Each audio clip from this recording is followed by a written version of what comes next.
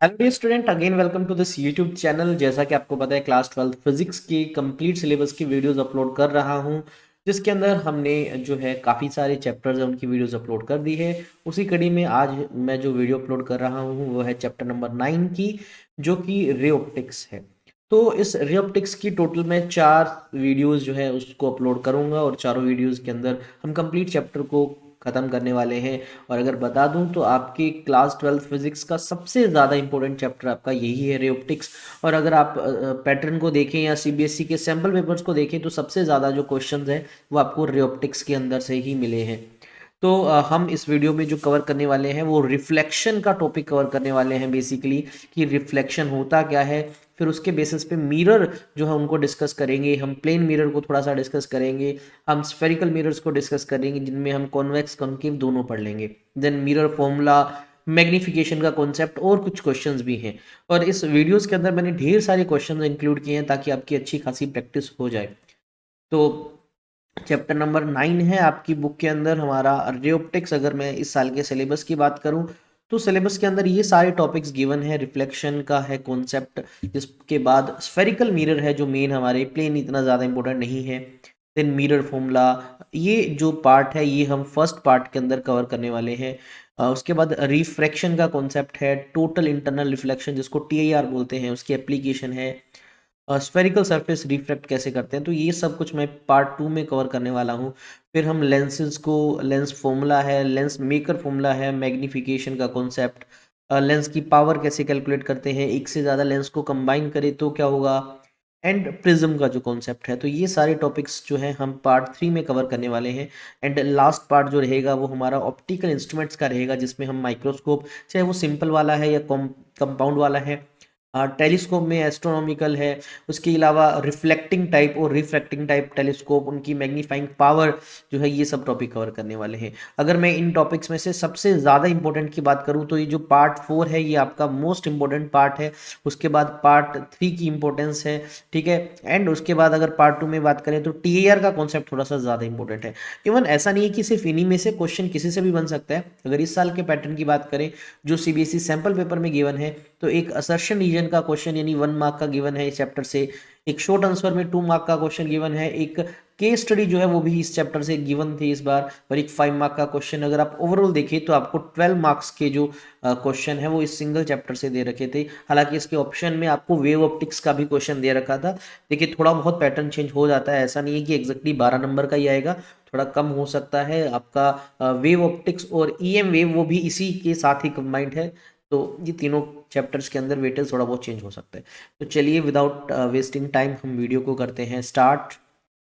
तो सबसे पहले क्वेश्चन आता है कि बच्चों ये जो ऑप्टिक्स वर्ड है इसका मीनिंग क्या है। एग्जाम पॉइंट ऑफ व्यू से नहीं है, जस्ट आपको बेसिक आइडिया होना चाहिए। देखिए बच्चों, ऑप्टिक्स एक्चुअल में फिजिक्स का एक पार्ट है, फिजिक्स का एक ब्रांच है, जिसमें बेसिकली हम लाइट का नेचर, लाइट का बिहेवियर, लाइट की प्रॉपर्टी, इवन लाइट जब किसी दूसरी चीज़ के साथ इंटरेक्ट करता है, चाहे वो मटेरियल है या दूसरी लाइट है, तो ये सब चीज़ें जो है हम ऑप्टिक्स के अंदर पढ़ते हैं। तो study of behaviour and property of light, as well as light का interaction with matter, and even हम इंस्ट्रूमेंट्स जैसे ऑप्टिकल इंस्ट्रूमेंट है वो भी इसके अंडर पढ़ते हैं। ये सब चीज़ें आपकी ऑप्टिक्स के अंदर आती है। बहुत सारे फिनोमिनाज है लाइट रिलेटेड, जिनमें कुछ कॉमन फिनोमिनाज में सबसे पहले आता है रिफ्लेक्शन, किसी सरफेस पे लाइट का बाउंस बैक होना, किसी एक मीडियम से लाइट आ रही है तो दूसरा उसको एब्जॉर्ब कर लेता है, एब्जॉर्प्शन, एक मीडियम से दूसरे में पास होना, रिफ्रैक्शन, किसी पार्टिकल का लाइट को एब्जॉर्ब करके दोबारा से एमिट करना, री एमिट करना, स्कैटरिंग। ऐसे मल्टीपल फेनोमिना है बच्चों। हम रे ऑप्टिक्स के अंदर जनरली रिफ्लेक्शन और रिफ्रैक्शन को मेजरली डिस्कस करने वाले हैं, ठीक है। बाकी कुछ फेनोमिना आपको वेव ऑप्टिक्स में भी मिलेंगे। अच्छा, लाइट जो वर्ड है ये एक्चुअल में किसके लिए यूज किया जाता है, तो हमने कुछ बेसिक चीजें आपको पता होना चाहिए, क्योंकि इस चैप्टर को पढ़ते टाइम वो माइंड में होना चाहिए आपको। लाइट जो वर्ड हम यूज कर रहे हैं वो सबसे पहले याद रखो, हम विजिबल रेज के लिए यूज कर रहे हैं। आपने ईएम वेव्स में पढ़ा था, टोटल जो इलेक्ट्रोमैग्नेटिक वेव का स्पेक्ट्रम होता है उसमें बहुत सारी वेव्स होती हैं। तो लाइट भी एक इलेक्ट्रोमैग्नेटिक वेव है, और कौन सी वाली वेव है बच्चों, वो विजिबल है, ठीक है, विजिबल रेज की बात करते हैं। हमारी आईज इनको आपको पता है सेंस कर सकती है, और ये टोटल 7 ईएम वेव्स होती थी, उनमें ये जो विजिबल रीजन वाला है हम इसी की बात करेंगे, जिसमें अगर हम फर्दर बात करें तो वाइट कलर 7 कलर से मिलके बना है, यानी विजिबल के अंदर आपके पास 7 डिफरेंट कलर्स हैं, वॉलेट है, इंडिगो है, ब्लू है, green, yellow, orange, red, VIBGYOR जिसको बोलते हैं। ठीक है, और आपको ये भी पता है कि वॉलेट की वेवलेंथ सबसे कम होती है, फ्रिक्वेंसी सबसे ज़्यादा होती है, एंड वाइस वर्सा रेड के लिए। एक रिलेशन जो कि इस चैप्टर में थोड़ा कम काम आएगी लेकिन वेव ऑप्टिक्स में भी काम आ सकती है, कि किसी भी वेव की फ्रिक्वेंसी को जब हम वेवलेंथ से मल्टीप्लाई कर दें, हम उस वेव की स्पीड कैलकुलेट कर सकते हैं। ओके, हाँ, आई की बात करें तो बच्चों हमारा जो आई है वो येलोइश ग्रीन कलर जो है इसके लिए सबसे ज़्यादा सेंसिटिव होता है, यानी हमारी आई येलो और ग्रीन कलर को सबसे ज़्यादा सेंस करती है, और सबसे कम सेंसिटिव किसके लिए होता है, वॉलेट एंड रेड कलर्स के लिए सबसे कम सेंसिटिव होता है। ओके, लाइट की प्रॉपर्टीज़ को थोड़ा सा और डिस्कस करते हैं। देखिए आपको पता है कि लाइट की स्पीड वैक्यूम में सबसे ज़्यादा होती है, हाईएस्ट होती है कितनी, 3 × 10⁸ मीटर पर सेकेंड, सी सिंबल से लिखते हैं। लाइट एक ईएम वेव है, तो बच्चों वो एनर्जी और मोमेंटम भी कैरी करती है, ये हमें ऑलरेडी पता है। लाइट एक इलेक्ट्रोमैग्नेटिक वेव है, जो मैक्सवेल ने बताया था, हमें पता है बिल्कुल सर। लाइट अगर इलेक्ट्रोमैग्नेटिक वेव है उसमें इलेक्ट्रिक फील्ड भी होगा और मैग्नेटिक फील्ड भी होगा, और ये हम पढ़ चुके हैं कि तीनों इलेक्ट्रिक फील्ड, मैग्नेटिक फील्ड और वेव जिस डायरेक्शन में जा रही है तीनों म्यूचुअली परपेंडिकुलर होते हैं। इलेक्ट्रोमैग्नेटिक वेव सभी ट्रांसवर्स नेचर की होती है, तो हम जिस लाइट की बात कर रहे हैं वो ट्रांसवर्स इन नेचर है। स्पीड कैलकुलेट करने के लिए किसी भी ईएम वेव की या स्पेशली लाइट की, तो आपने क्या करना है, आपने उस लाइट की फ्रिक्वेंसी को किससे मल्टीप्लाई कर देना है बच्चों, वेवलेंथ से मल्टीप्लाई कर देना है, तो हमारे पास क्या आ जाती है, उसकी स्पीड आ जाती है। ओके, चलिए अब थोड़ा सा बढ़ते हैं आगे डिफरेंट फिनोमिनास पे। तो लाइट का सबसे पहला और सबसे बेसिक फिनोमिना, इस पे बहुत ज़्यादा क्वेश्चन नहीं पूछे गए बच्चों, कभी बहुत रेयर क्वेश्चन पूछे जाते हैं। सो लाइट की फर्स्ट प्रॉपर्टी। अच्छा, लाइट को पढ़ने से पहले मैं आपको थोड़ी सी एक चीज़ बताना चाहूँगा कि हम ये जो चैप्टर पढ़ रहे हैं उसका नाम रे ऑप्टिक्स है। ये रे ऑप्टिक्स क्यों इसको रखा गया नाम, और इससे जो नेक्स्ट चैप्टर आएगा हम उसको वेव ऑप्टिक्स बोलेंगे, ऐसा क्यों? ऑप्टिक्स मुझे पता है लाइट की स्टडी का एक ब्रांच है जिसमें हम लाइट से रिलेटेड चीज़ें पढ़ेंगे, चाहे वो इसका मैटर के साथ इंटरेक्शन हो, चाहे सरफेस के साथ हो, चाहे उसको हम लाइट की वेरियस प्रॉपर्टी हो या फिनोमिनाज हो, वो सब इस चैप्टर में आते हैं। अब लाइट को क्या कंसीडर कर रहे हैं, तो इनिशियल टाइम्स में लाइट को कहा जाता था कि भाई ये स्ट्रेट लाइन मूव करती है, तो अगर स्ट्रेट लाइन मूव कर रही है तो हम उसको रे से रिप्रेजेंट कर सकते हैं, तो लाइट को एज अ रे कंसीडर किया जाता था। और जब लाइट को एज अ रे कंसीडर करके हम उसकी स्टडी करते हैं तो उस पर्टिकुलर ब्रांच को रे ऑप्टिक्स नाम दिया गया। रे ऑप्टिक्स को हम ज्योमेट्रिकल ऑप्टिक्स भी बोल देते हैं, क्योंकि हम ज्योमेट्री के, यानी आपने ट्रिग्नोमेट्री, आप एंगल्स का कॉन्सेप्ट, ये सारे रूल्स तुम लगा सकते हो रे ऑप्टिक्स के अंदर इजीली, इसलिए उसको ज्योमेट्रिकल ऑप्टिक्स बोलते हैं। और जो नेक्स्ट चैप्टर होगा हम उसमें देखेंगे कि लाइट को हम एज अ रे नहीं, एज अ वेव कंसीडर करेंगे उसके अंदर, और उसके बेसिस पे लाइट से रिलेटेड फेनोमेना को एक्सप्लेन करेंगे, तो वो पर्टिकुलर ब्रांच आपका वेव ऑप्टिक्स के अंदर आ जाएगा। तो अभी जो इस चैप्टर में हम डिस्कस करने वाले हैं वो लाइट को एज अ रे मान के रे ऑप्टिक्स के अंडर पढ़ने वाले हैं। तो पहला फिनोमेना मैंने बोला rectilinear propagation of light. Rectilinear propagation of light का मतलब लाइट का स्ट्रेट लाइन में मूव करना। तो लाइट की टेंडेंसी है कि वो एकदम सीधे चलती है अगर किसी एक सिंगल मीडियम में मूव कर रही है। मैं ऐसा नहीं बोल रहा कि वो मीडियम चेंज कर रही है, अगर मीडियम होमोजीनियस है, एक जैसा है, यूनिफॉर्म है, तो लाइट स्ट्रेट चलती है। इस प्रॉपर्टी को रेक्टिलिनियर प्रोपेगेशन बोलते हैं। हालांकि बाद में इसमें भी कुछ चीज़ों में चेंजेस आया, पता लगा भी बेंड भी हो सकती है, उसकी कुछ कंडीशंस होती हैं, लेकिन अभी मैं उसको कंसिडर नहीं कर रहा। तो लाइट के स्ट्रेट ट्रेवल करने की प्रॉपर्टी को रेक्टिलिनियर प्रोपेगेशन कहते हैं, और इसी की वजह से शेडोज बनती है, शेडो फॉर्मेशन इसी की वजह से होती है। ठीक है, तो फर्स्ट ये जो रे वर्ड है इसका मीनिंग क्या है, देखिए डेफिनेशन आपसे कोई नहीं पूछेगा, इतना बेसिक नहीं एग्जाम में पूछा जाता कभी 12th में, रे क्या है, बीम क्या है, लेकिन ये वर्ड तुम्हें बार बार सुनाई देंगे चैप्टर में, इसलिए थोड़ा सा मैं भी एक्सप्लेन कर रहा हूँ।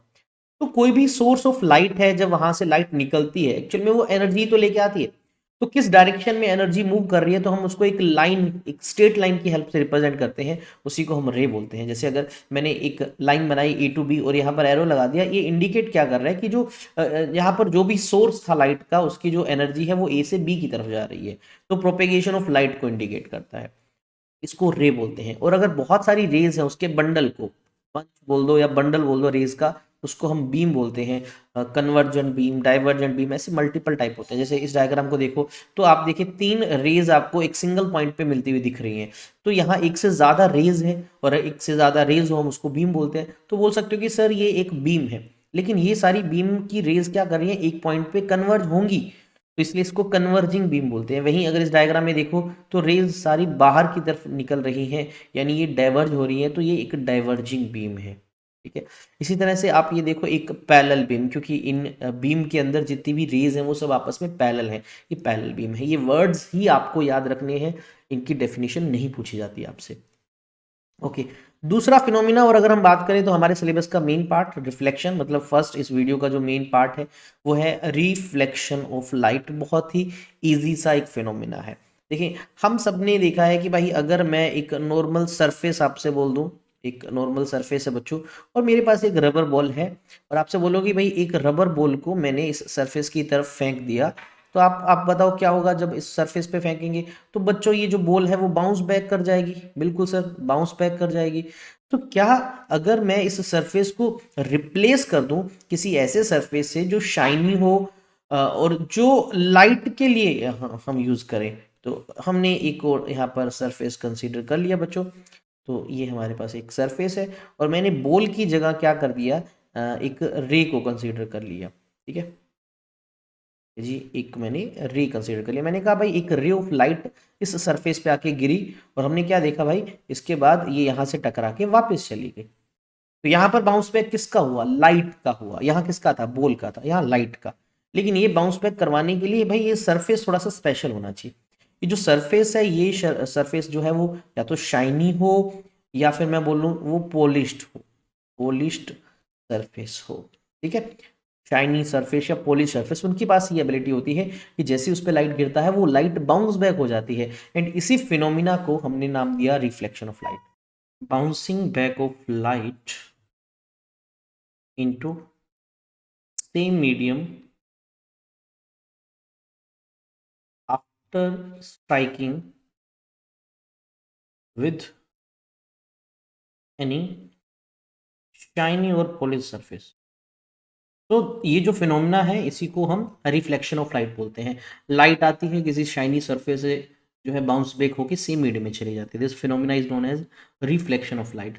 तो थोड़ा सा अगर इसको हम मैथमेटिकली अगर हम इसको समझना चाहते हैं तो बच्चों हमें एंगल्स के कॉन्सेप्ट यूज़ करने पड़ते हैं। तो मैं क्या कर रहा हूँ अभी, आप देखें तो रिफ्लेक्शन को दिखाना है तो आप सरफेस को इस तरह से बना सकते हैं, और इसके नीचे आप देखें तो मैंने कुछ इंक्लाइन लाइंस बनाई हैं। इंक्लाइन लाइंस एक्चुअल में इंडिकेट करता है कि जो सरफेस है वो हमारा शाइनी है या पॉलिश्ड सरफेस है। तो आप इसको पॉलिश्ड वर्ड भी लिख सकते हो और शाइनी सरफेस भी लिख सकते हो।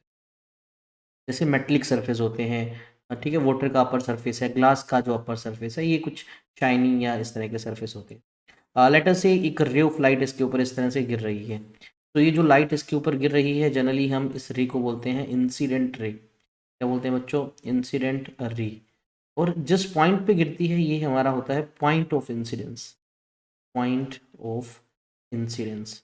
अब मैंने आपको कहा कि हम रे ऑप्टिक्स को ज्योमेट्रिकल ऑप्टिक्स बोल सकते हैं। रीजन, क्योंकि भाई ज्योमेट्रिकल ऑप्टिक्स ऑप्टिक्स इसलिए बोल सकते हैं क्योंकि हम यहाँ ज्योमेट्री का यूज़ कर सकते हैं, एंगल्स का कॉन्सेप्ट लगा सकते हैं, ट्रायंगल्स का, ये शेप्स जो है वो पूरे हम यूज़ कर सकते हैं। तो ये जो पॉइंट ऑफ इंसिडेंस है, तो मैंने यहाँ पर एक इमेजनरी लाइन ड्रॉ की। तो ये जो इमेजनरी लाइन मैंने ड्रॉ की ये परपेंडिकुलर है बच्चों किसके, इस सरफेस के साथ ये 90 डिग्री एंगल बना रही है। तो इस लाइन को हम बोलते हैं नॉर्मल। ये कोई रे नहीं होती, ध्यान से सुनना, ये एक इमेजिनरी लाइन है जो इस सरफेस के परपेंडिकुलर है। और कहाँ से बनाई मैंने, पॉइंट ऑफ इंसिडेंस से बनाई। अगर हम अब रिफ्लेक्टेड लाइट बनाते हैं तो वो कुछ इस तरह से चली जाएगी। इस रे को जो जा रही है हम इसको बोल देते हैं रिफ्लेक्टेड रे। तो ये आपने क्लास 10th में और इवन उससे भी पहले क्लासेस में पढ़ा है, तो शायद आपके लिए बेसिक है, कोई बात नहीं, रिवाइज हो जाएगा आपका। जिस एंगल के साथ इंसिडेंट रे आती है नॉर्मल के साथ जो बना रही है, इसको एंगल ऑफ इंसिडेंस बोलते हैं। और ये जो एंगल है जिसके साथ वो जाती है बच्चों, इसको हम एंगल ऑफ रिफ्लेक्शन बोल देते हैं। एंगल आई और एंगल आर भी लॉज है, हम उसमें और भी डिटेल में समझ जाएंगे। और एक चीज ध्यान रखना, आई और आर एंगल हमेशा नॉर्मल से ही मेजर करना है हमें। इंसिडेंट रे नॉर्मल के साथ जो एंगल बनाएगी angle of incidence, reflected ray जो बनाएगी that is angle of reflection. देखिए कुछ चीज़ें जो आपको याद करनी है जो आपके एमसीक्यू पॉइंट ऑफ व्यू से इंपॉर्टेंट है। असर्शन रीजन जो है उस क्वेश्चन में भी दिख सकता है। याद रखना आपने जो रिफ्लेक्शन का याद रखना आपने जो रिफ्लेक्शन का फिनोमेना है उसमें जो फ्रिक्वेंसी है लाइट की, उसकी जो वेवलेंथ है, उसकी जो स्पीड है, इनमें से किसी में भी चेंज नहीं आता। यानी अगर मान लीजिए जो लाइट की रे आ रही है इसकी फ्रिक्वेंसी है न्यू, इसकी वेवलेंथ है लैम्डा, उसकी स्पीड है वी, तो आफ्टर रिफ्लेक्शन ये तीनों चीज़ें सेम ही रहेंगी, इनमें कोई चेंज नहीं आता। ये पॉइंट इसलिए हाईलाइट कर रहा हूँ क्योंकि जब आप बाकी फिनोमेना पढ़ोगे जैसे रिफ्रैक्शन, टीआईआर या अदर फिनोमेना, वहां पर कुछ चेंज होता है, वहां स्पीड या वेवलेंथ में चेंज आ जाता है, लेकिन रिफ्लेक्शन में तीनों में से किसी में भी चेंज नहीं आता। अब बात करते हैं कि भाई जो रिफ्लेक्ट करने वाले सरफेस होते हैं जिसको हम जनरली इस तरह से भी बनाए थे, ठीक है, ये कितने तरह के हो सकते हैं? इन जनरल ये दो तरह के होते हैं। प्लेन हो सकता है सरफेस आपका रिफ्लेक्टिंग, प्लेन, और दूसरा आपका हो सकता है बच्चों स्फेरिकल। आइडिया आपको लग रहा होगा प्लेन क्यों, क्योंकि वो शायद प्लेन हो एकदम, जैसे प्लेन मिरर इस कैटेगरी के अंदर आता है। स्फेरिकल में आपके दो आ जाते हैं, कॉनकेव और कॉन्वेक्स, इस तरह इनको डिटेल में भी हम पढ़ेंगे आगे वन बाय वन। चलिए उससे पहले हम रिफ्लेक्शन के टाइप को डिस्कस करते हैं। तो रिफ्लेक्शन को दो कैटेगरी में डिवाइड किया गया, रेगुलर रिफ्लेक्शन और इरेगुलर, या जिसका दूसरा नाम है डिफ्यूज्ड रिफ्लेक्शन। अब क्वेश्चन आता है कि रेगुलर रिफ्लेक्शन होता क्या है। जब आपको बोलूं कि रेज जो है बहुत सारी आ रही हैं, या बोलूं एक पैरेलल बीम है हमारे पास, तो बच्चों ये एक पैरेलल बीम ऑफ लाइट है, वो किसी सरफेस पे इंसिडेंट करती है और आफ्टर रिफ्लेक्शन वो पैरेलल बीम की फॉर्म में ही चली जाती है। देखो बीम पैरेलल आई, बीम पैरेलल चलेगी, इस तरह का जो रिफ्लेक्शन है उसको हम रेगुलर रिफ्लेक्शन बोलते हैं। जनरली जो सरफेस प्लेन होता है वो यही काम करता है, तो इसको हमने रेगुलर रिफ्लेक्शन बोला। बट अगर आपसे बोलूं कि बीम जो है वो आ तो पैरेलल रही है लेकिन आफ्टर रिफ्लेक्शन वो इधर उधर फैल रही है, reason because of irregularities of the surface, इस रिफ्लेक्शन को हम डिफ्यूज्ड रिफ्लेक्शन बोलते हैं। इसी रिफ्लेक्शन की वजह से रूम में जो लाइट है इधर उधर फैल जाती है। अगर रेगुलर होता तो बच्चों एक पर्टिकुलर बीम आती, पर्टिकुलर बीम ही रूम में जाती, बट आपको पता होगा हमारे घर में लेट अस से किसी रूम में एक छोटा सा ओपनिंग है जहां से लाइट अंदर एंटर कर रही है, लेकिन लाइट अंदर एंटर करने के बाद मल्टीपल रिफ्लेक्शन की वजह से पूरे रूम में फैल जाती है। और फैलने के लिए वो जो मल्टीपल रिफ्लेक्शन है वो किस तरह का होना चाहिए, वो डिफ्यूज्ड या इरेगुलर होना चाहिए। तो दिस इज रिस्पॉन्सिबल, जिसकी वजह से हम चीज़ों को देख पाते हैं, रूम्स में हर जगह लाइट फैल जाती है। कुछ टर्म्स हैं जो हमें रिफ्लेक्शन के कॉन्सेप्ट या आगे फर्दर टॉपिक्स को समझने के लिए पता होना चाहिए। हम दो वर्ड्स जनरली यूज करते हैं, एक वर्ड होता है ऑब्जेक्ट और एक वर्ड होता है इमेज। हालांकि इन पे कोई डायरेक्ट क्वेश्चन नहीं पूछा जाता, आपसे ये नहीं पूछा जाएगा कि what is object what is image, लेकिन बेसिक्स आपको आइडिया होना चाहिए कि ये होते क्या है। अब ऑब्जेक्ट जनरली होता क्या है बच्चों, ऑब्जेक्ट होता है वो जो लाइट रेज का सोर्स है, जहां से रेज निकलती हैं। जहां से रेज निकलेंगी तो वो मिरर की तरफ जाएगा, तो वो मिरर के लिए इंसिडेंट रे होंगी। तो याद रखना इंसिडेंट रेज जो है वो हमेशा ऑब्जेक्ट से रिलेटेड होती है, या ऑब्जेक्ट को डिफाइन करते हैं on the basis of incident ray. जहां से इंसिडेंट रेज एक्चुअली या तो बाहर निकलती हैं, बाहर निकलना मीन्स डाइवर्ज होती हैं, ठीक है, एक्चुअली उसको हम रियल ऑब्जेक्ट बोलते हैं। और अगर हमें कहीं से लग रहा है कि रेज बाहर आ रही हैं बट एक्चुअली ऐसा नहीं है, हम उसको वर्चुअल ऑब्जेक्ट बोलते हैं। जैसे इस डायग्राम में देखें तो आप अगर इस चीज़ को देखें, ये एक ऑब्जेक्ट का काम कर रहा है क्योंकि यहाँ से रेज मिरर की तरफ अप्रोच कर रही है, तो मिरर के लिए इंसिडेंट रे ये प्रोवाइड कर रहा है, और एक्चुअल में रेज बाहर निकल रही हैं, इसलिए रियल ऑब्जेक्ट नाम दिया। वहीं दूसरे डायग्राम में रेज ये आ रही है बच्चों, ये एक रे आ रही है और ये एक रे आ रही है, ये दोनों इंसिडेंट रे है मिरर के लिए। लेकिन ये कहाँ से आ रही है यहाँ पीछे हमें नहीं पता लग रहा, लेकिन इनको जब फर्दर हमने आगे मिलाया तो ये दोनों यहाँ पर मिल रही हैं। कौन? Incident raise. तो इंसिडेंट रेज जहाँ मिलती हैं वो तो हमारा ऑब्जेक्ट होता है, और यहाँ रियलिटी में तो है नहीं, हमने मिलाया इसको, तो इस ऑब्जेक्ट को वर्चुअल ऑब्जेक्ट बोलते हैं। ठीक है, तो ऑब्जेक्ट हमारे दो होते हैं, या तो रियल हो सकता है या वर्चुअल। 99% हमारी सिचुएशंस जो क्वेश्चंस होंगे हम उसमें रियल ऑब्जेक्ट की ही बात करते हैं, जब तक वर्चुअल का बोला ना जाए आपने by default real object he consider करना है। क्लियर?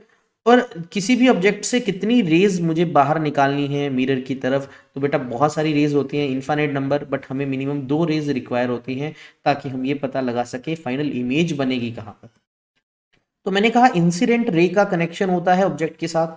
वो इंसिडेंट रे मिरर की तरफ गई, मिरर ने उसको रिफ्लेक्ट किया, रिफ्लेक्ट करने के बाद यानी जो रिफ्लेक्टेड रेज हैं वो इमेज को इंडिकेट करती हैं।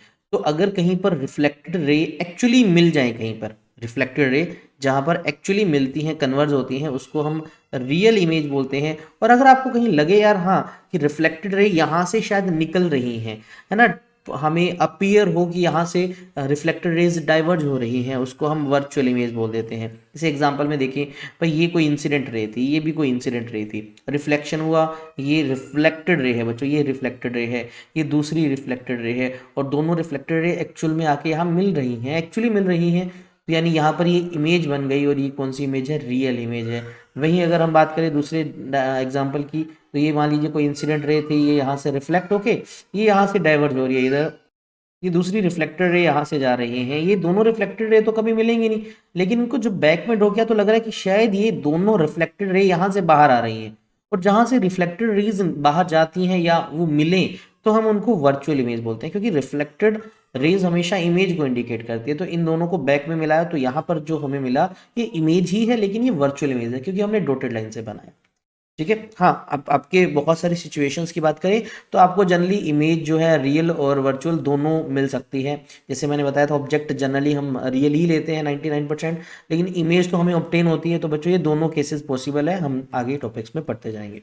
और इमेज को बनाने के लिए कितनी रेज का मिलना जरूरी है, कितनी रिफ्लेक्टेड रेज चाहिए, तो बेटा जितनी मर्जी बनाओ, लेकिन मिनिमम हमें कम से कम 2 चाहिए। देन नेक्स्ट टॉपिक है रिफ्लेक्शन से रिलेटेड लॉज, जिसको बोलते हैं लॉज ऑफ रिफ्लेक्शन। तो हमने सबसे पहले क्या बना लिया, एक सरफेस बना लिया, रिफ्लेक्टिंग सरफेस है, ये हमारी इंसिडेंट रे आ रही है इस सरफेस पे, ये पॉइंट ऑफ इंसिडेंस है, ये रिफ्लेक्टेड रे जो बाहर जा रही है आफ्टर रिफ्लेक्शन। ये इमेजिनरी लाइन हमने ड्रॉ की, आपको पता होगा इस इमेजिनरी लाइन को हम नॉर्मल बोलते हैं। ये जो एंगल यहाँ पर तुम देख रहे हो ये एंगल ऑफ इंसिडेंस है आई, और ये जो एंगल है यहाँ पर एंगल ऑफ रिफ्लेक्शन, इसको हम आर से लिख देते हैं।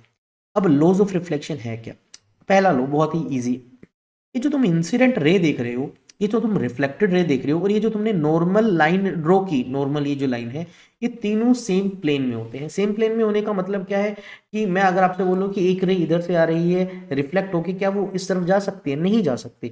अगर वो इस प्लेन पे आ रही है तो टकराने के बाद इसी प्लेन पे जाएगी वापस। तो ये इसका मीनिंग है, ये है first law. Second law is very very important law, वो कहता है कि ये जो एंगल आई है और ये जो एंगल आर है, ये हमेशा इक्वल होते हैं, रिफ्लेक्शन कैसा हो, for all surface. All surface लिख दिया तो मतलब चाहे वो सरफेस हमारा प्लेन है, चाहे वो सरफेस हमारा स्फेरिकल है, चाहे वो सरफेस हमारा पैराबोलिक है, चाहे वो इररेगुलर शेप का है, ये लो हर जगह एप्लीकेबल है। एंगल आई और आर हमेशा बराबर होगा, ये चीज याद रखना। और एक चीज तो मैंने तुम्हें बता दी थी कि इंसिडेंट रे और रिफ्लेक्टेड रे की फ्रीक्वेंसी, वेवलेंथ, स्पीड सब कुछ सेम रहती है, क्योंकि लाइट सेम मीडियम के अंदर ही है। ओके, अब मिरर होता क्या है, देखो भाई, जो चीज लाइट को अच्छा खासा रिफ्लेक्ट कर दे हम उसको मिरर बोल देते हैं जनरली। तो उनमें हम सबसे पहले डिस्कस करते हैं प्लेन मिरर को। प्लेन क्यों बोला, क्योंकि सरफेस प्लेन है। सबने देखा होगा यार, घरों में हम सबके जो जनरली मिरर्स होते हैं, लुकिंग ग्लासेस जिनको बोलते हैं, वो प्लेन मिरर्स ही होते हैं। तो प्लेन मिरर क्यों बोला, क्योंकि रिफ्लेक्ट करने वाला जो सरफेस है ना, वो एकदम फ्लैट है, वो एकदम प्लेन है। तो आप डायग्राम वाइज इस तरह से दिखा सकते हो। तो थिन ग्लास स्लैब होता है और एक तरफ से उसकी कोटिंग की होती है, जनरली सिल्वर कलर का पेंट होता है या सिल्वर का कोई कंपाउंड होता है, उससे पेंटिंग की होती है, जिससे रिफ्लेक्ट करने की एबिलिटी आ जाती है। आप सिंपल डायग्राम से ऐसे भी दिखा सकते हो इसको। तो ये जो फ्रंट वाला साइड होता है बच्चों, ये लाइट को रिफ्लेक्ट कर सकता है, इसलिए इस साइड को जहां से लाइट रिफ्लेक्ट हो सकती है उसको रिफ्लेक्टिंग सरफेस बोलते हैं। क्या बोलते हैं, रिफ्लेक्टिंग सरफेस। चलिए समझते हैं कि प्लेन मिरर के सामने ऑब्जेक्ट रखेंगे तो उसकी इमेज कैसी बनेगी और क्या क्या उसकी प्रॉपर्टीज होंगी। तो लेट अस से ये एक प्लेन मिरर है, ठीक है। ये क्या है बच्चों, एक प्लेन मिरर। प्लेन मिरर के बारे में ज़्यादा नहीं है हमारे सिलेबस के अंदर, हमें स्फेरिकल मिरर्स को मेनली डिस्कस करना है, लेकिन फिर भी थोड़ा थोड़ा टच कर लेते हैं ताकि बाकी चीज़ों को समझना आसान हो जाएगा। और उसके सामने एक ऑब्जेक्ट है, अगर आप देखें तो ये एक ऑब्जेक्ट है, ये रियल ऑब्जेक्ट है। रियल क्यों बोल रहा हूँ, क्योंकि एक्चुअल में रेज यहाँ से निकलेंगी। तो मैं कोई 2 रेज बना देता हूँ आपको समझाने के लिए। तो लेट अस से इसमें से एक रे, अब हर पार्ट से, बॉडी के हर पार्ट से रेज निकलती है, तो मैंने कोई रैंडमली 2 रेज बना दी। तो मान लीजिए ये 2 रेज इस तरह से आ रही है। अब आप देखिए पहली रे उस मिरर के परपेंडिकुलर है। परपेंडिकुलर मतलब अगर मैं इस पॉइंट को पॉइंट ऑफ इंसिडेंस बोलता हूं तो नॉर्मल भी तो यही लाइन होगी। तो यानी जो फर्स्ट रे है, इंसिडेंट रे, ये बच्चों इंसिडेंट रे है, ये जो फर्स्ट इंसिडेंट रे है ये नॉर्मल के ही ऊपर है, आई 0 बना रही है, तो आर भी 0 होगा, तो यानी वो वापस इसी पाथ पे वापस चली जाएगी। चलो मैं रिफ्लेक्टेड रेज को ब्लू कलर से दिखा रहा हूं, तो ये रिफ्लेक्टेड रे इधर चली गई। अब दूसरे की बात करें तो दूसरी रे जो इंसिडेंट रे थी बच्चों सेकंड नंबर वाली, वो इस पॉइंट पे आई, तो मैंने यहाँ पर एक नॉर्मल बनाया। आपको पता है जितने एंगल पे आएगी उतने एंगल पे जाना है, तो शायद उसको इस साइड में जाना पड़ेगा उतने एंगल पे। तो मैं इसको भी दिखा देता हूँ। तो मान लीजिए दूसरी रे इधर चली गई। अब रिफ्लेक्टेड रे कौन कौन सी है? देखो इंसिडेंट रेज का कनेक्शन ऑब्जेक्ट से था, बना दिया। ये एक रिफ्लेक्टेड रे है, ये भी एक रिफ्लेक्टेड रे है। क्या दोनों कभी मिलेंगी बच्चों? नहीं, कभी नहीं मिलेंगी, क्योंकि ये डाइवर्ज हो रही हैं। तो क्यों ना मैं इसको बैक में ड्रॉ करूं। तो जब हमने इसको बैक में ड्रॉ किया, डॉटेड लाइन से मैंने बनाया, तो ये पहली रिफ्लेक्टेड रे को मैंने जब बैक में ड्रॉ किया, ये यहाँ जा रही है, और दूसरी रिफ्लेक्टेड रे को बनाया, ये बच्चों यहाँ जा रही है। तो दोनों रेज यहाँ पर मिल रही है, तो ये क्या बन गई? ये इमेज बन गई। किस तरह की इमेज है बच्चों? ये है वर्चुअल इमेज। कैसी है बच्चों? Virtual image. एक चीज देखने वाली है, ऑब्जेक्ट जितनी हाइट पे है, इमेज भी उतनी हाइट पे है। ये जितने डिस्टेंस पे है, ये उतने डिस्टेंस पे है। तो कुछ प्रॉपर्टीज अभी हमें पता लगेगी। प्रॉपर्टी नंबर 1, प्लेन मिरर जो इमेज बनाता है वो बनाता है वर्चुअल। कैसी बनाता है बच्चों? वर्चुअल। ये पता है कब है? जब हमने क्या किया, ऑब्जेक्ट को रियल मान के चला। इफ ऑब्जेक्ट इज रियल, तो इमेज कैसी बनी? वर्चुअल बनी। वर्चुअल समझते हो, डॉटेड लाइन से बनी। सेकंड पॉइंट, जो इमेज है बच्चों वो इरेक्ट है। इरेक्ट का मतलब होता है सीधा होना। तो देखो इसका सिर ऊपर है, तो इसका भी सिर ऊपर है। साइज जो है वो सेम होता है। साइज सेम का मतलब जितनी हाइट इस ऑब्जेक्ट की है, लेटर से मैं h1 लिखता हूँ, और इसकी हाइट को मैं लेटर से h2 लिखता हूँ, तो ये जो h1 है और h2 है, ये दोनों इक्वल होते हैं। बच्चों बाद में तुम ना एक टॉपिक पढ़ोगे मैग्निफिकेशन का, हाइट का रेशो, इमेज की हाइट और ऑब्जेक्ट की हाइट, इस रेशो को हम मैग्निफिकेशन बोलते हैं। यहाँ पर तो दोनों की हाइट सेम है, तो इसका मतलब मैग्निफिकेशन इसकी क्या मिलेगी बच्चों? 1 मिलेगी। अच्छा, इरेक्ट है तो मैं प्लस का साइन लगा देता हूँ, बाद में तुम्हें पता लग जाएगा प्लस का क्या मतलब है। तो यहाँ 1 मार्क का एक इंपॉर्टेंट चीज पता लगी कि प्लेन मिरर की मैग्निफिकेशन +1 होती है। +1 का मीनिंग यहाँ पर क्या है बच्चों? सुनना जरा। प्लस इंडिकेट करता है कि वो इमेज इरेक्ट है, और 1 इंडिकेट करता है सेम साइज है। तो सेम साइज की सीधी इमेज हमारा प्लेन मिरर बनाता है। परपेंडिकुलर डिस्टेंस इमेज का और ऑब्जेक्ट का मिरर से सेम होता है, यानी ये जो डिस्टेंस है और बच्चों ये डिस्टेंस है, ये दोनों सेम होते हैं। जनरली इस डिस्टेंस को u लिखते हैं, इसको v लिखते हैं। तो मैं बोल सकता हूँ कि ऑब्जेक्ट और इमेज का डिस्टेंस मैग्नीट्यूड वाइज सेम है। अब मैग्नीट्यूड वाइज सेम क्यों बोल रहा हूँ? क्योंकि डायरेक्शन तो अलग अलग है ना, ये लेफ्ट में, ये राइट में है। तो वैल्यू वाइज ये दोनों डिस्टेंस क्या है बच्चों? सेम है। प्लेन मिरर की एक खास बात और क्या है कि भाई ये लेफ्ट का राइट कर देती है। जैसे ये आर इस तरह से रखा हो, तो आपको पता होगा मिरर कुछ इस तरह की इमेज बना, इसको बोलते हैं लेटरल इन्वर्जन। तो प्लेन मिरर लेटरल इन्वर्जन भी करता है। तो शायद इसीलिए आपको पता होगा एम्बुलेंस पे एम्बुलेंस उल्टा लिखा होता है, ताकि जब भी कोई ड्राइवर अपने जो बैक मिरर से पीछे वाली चीज़ को देखता है, तो उसको वो सीधा पढ़ा जाए। पहले से उल्टा लिखा था तो उसको सीधा पढ़ लेगा, because of this property. Mirror में आपने सबने देखा होगा ये चीज़। Okay, then angle of deviation बहुत ज़्यादा इंपॉर्टेंट नहीं है, बहुत ही बेसिक सा है। तो भाई ये हमारा था प्लेन मिरर। सर सबको पता है भाई ये तो प्लेन मिरर है। ये इंसिडेंट रे आई, ये रिफ्लेक्टेड रे चली गई, ये एंगल ऑफ इंसिडेंस, ये एंगल ऑफ रिफ्लेक्शन, दोनों बराबर है, तो मैं दोनों को आई लिख देता हूँ। अब हमने जब रे को भेजा था, तो हमने तो इस डायरेक्शन में, ये एरो जो बना रहा हूँ ध्यान से देखना, इस डायरेक्शन में हमने रे को भेजा था। ये तो हुई उसकी एक्चुअल डायरेक्शन जिधर भेजा था हमने। लेकिन रे रिफ्लेक्ट होगी, इधर चलेगी, यानी अपनी ओरिजिनल पाथ से इतने एंगल से ये बेंड हो गई, इतने एंगल से ये मुड़ गई। इस एंगल को डेल्टा से लिख देते हैं, और इसी को बोलते हैं एंगल ऑफ डेविएशन, कि ओरिजिनल पाथ से कितना वो डेविएट हो गया, एंगल ऑफ डेविएशन बोलते हैं। कैसे निकालें बच्चों? बहुत ईजी है। ये पूरा एंगल देखो आप 180 डिग्री है, तो 180 डिग्री में से 2i माइनस कर दो। तो 180 को पाई भी लिखते हैं ना, तो पाई में से 2i माइनस कर दो, या फिर आपसे बोलूं 180 में से 2i माइनस कर दो। 2r भी माइनस कर सकते हो, क्योंकि i और r तो बराबर है। आप उसको ऐसे भी लिख सकते हो, 180 माइनस डबल ऑफ r। ठीक है, इस तरह से आप एंगल ऑफ डेविएशन निकाल सकते हो। ठीक, एक छोटा सा बेसिक सा पॉइंट, अगर हमारे पास लेटर से कोई एक मिरर है, प्लेन मिरर की ही प्रॉपर्टीज अभी जो मैं बता रहा हूँ, m नाम से है, और उस पर कोई रे आ रही थी और रिफ्लेक्ट होके जा रही थी, लेटर से उसके लिए इंसिडेंट रे आई थी और रिफ्लेक्टेड रे आर था। ओके, अब मैंने क्या किया, उस प्लेन मिरर को थोड़ा सा रोटेट करवा दिया। हमने उस प्लेन मिरर को थीटा एंगल से रोटेट करवा दिया। देखिए जरा, तो इंसिडेंट रे अभी भी वहीं से आ रही है, अभी भी उसी जगह से। क्या रिफ्लेक्टेड रे उधर ही जाएगी? नहीं, अब वो एक नई जगह पे चली जाएगी। कितना चेंज आएगा, तो पुरानी रिफ्लेक्टेड रे और अगर नई रिफ्लेक्टेड रे के बीच में चेंज देखोगे, ये डबल होगा किसके, थीटा के। जितना आपने रोटेट किया उससे डबल एंगल से जो रिफ्लेक्टेड रे है वो बेंड हो जाएगी। रीजन डबल होने का, अरे थीटा एंगल चेंज किया तो एंगल ऑफ इंसिडेंस में भी थीटा चेंज आया और एंगल ऑफ रिफ्लेक्शन में भी थीटा चेंज आएगा, तो ओवरऑल चेंज कितना आ जाएगा, 2 थीटा आ जाएगा। ओके, नेक्स्ट इज एक इंपॉर्टेंट फैक्ट है, अगर हमारे पास एक प्लेन मिरर है और उसके सामने कोई ऑब्जेक्ट रखा हुआ है, लेटर से कोई ऑब्जेक्ट है जिसकी h हाइट है, तो इस ऑब्जेक्ट को अपनी पूरी इमेज देखनी है इस मिरर से, तो कम से कम मिरर का साइज कितना चाहिए, तो भाई अगर इसकी हाइट h है तो जो मिरर की हाइट है वो उससे आधी होनी चाहिए। मैं इसको कैपिटल H लिख देता हूँ। अगर हमारे ऑब्जेक्ट की हाइट h है तो मिरर की हाइट को मैं h लिखूँ स्मॉल h, तो ये h/2 होना चाहिए। लेटर से एक 5 फीट हाइट का पर्सन है, अगर उसको अपनी पूरी इमेज एक प्लेन मिरर से देखनी है तो मिरर कम से कम 2.5 फीट का होना चाहिए, यानी उस आदमी की हाइट की हाफ हाइट का होना चाहिए। ओके, नेक्स्ट अगेन आपको एनसीईआरटी में ये टॉपिक नहीं मिला, इस पे कोई ज़्यादा क्वेश्चन नहीं पूछे गए, ज़्यादा बोलूँगा तो मतलब बहुत रेयर पूछा गया है। ठीक है, फिर भी हम पढ़ लेते हैं क्योंकि प्लेन मिरर से रिलेटेड कॉन्सेप्चुअल क्वेश्चन बन सकता है।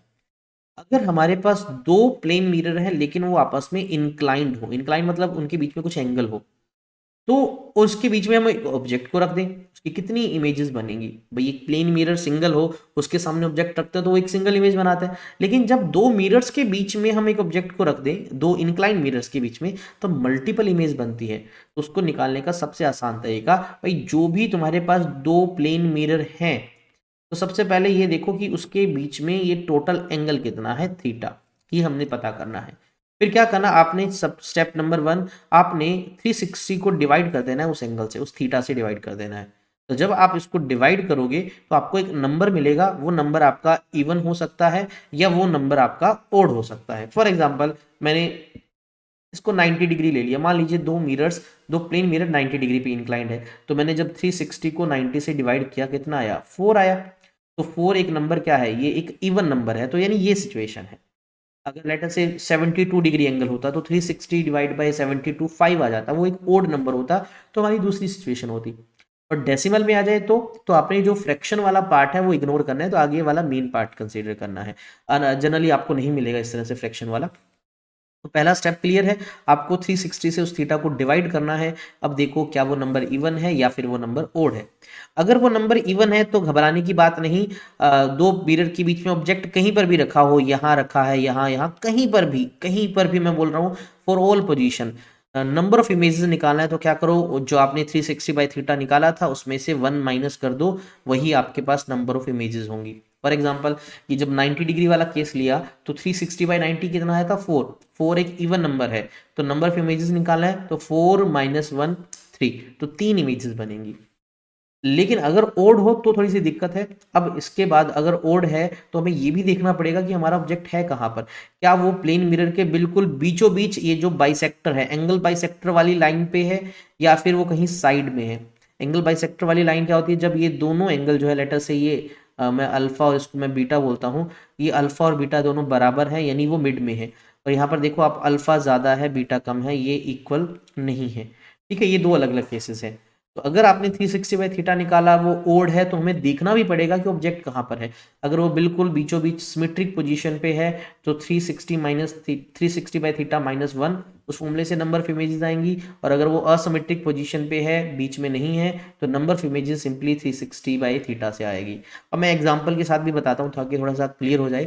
देखिए पहला एग्जाम्पल, एक ऑब्जेक्ट यहाँ पर है, एंगल 90 डिग्री है, तो सबसे मैंने पहले चेक किया 360 बाई 90 जो कि आया 4, 4 हमारा एक इवन नंबर है, इवन में ऑब्जेक्ट चाहे यहाँ है कहीं पर भी हो, नंबर ऑफ इमेजेस निकालनी है, तो क्या करो 4 माइनस 1, तो 3 इमेजेस बनेंगे इस केस में।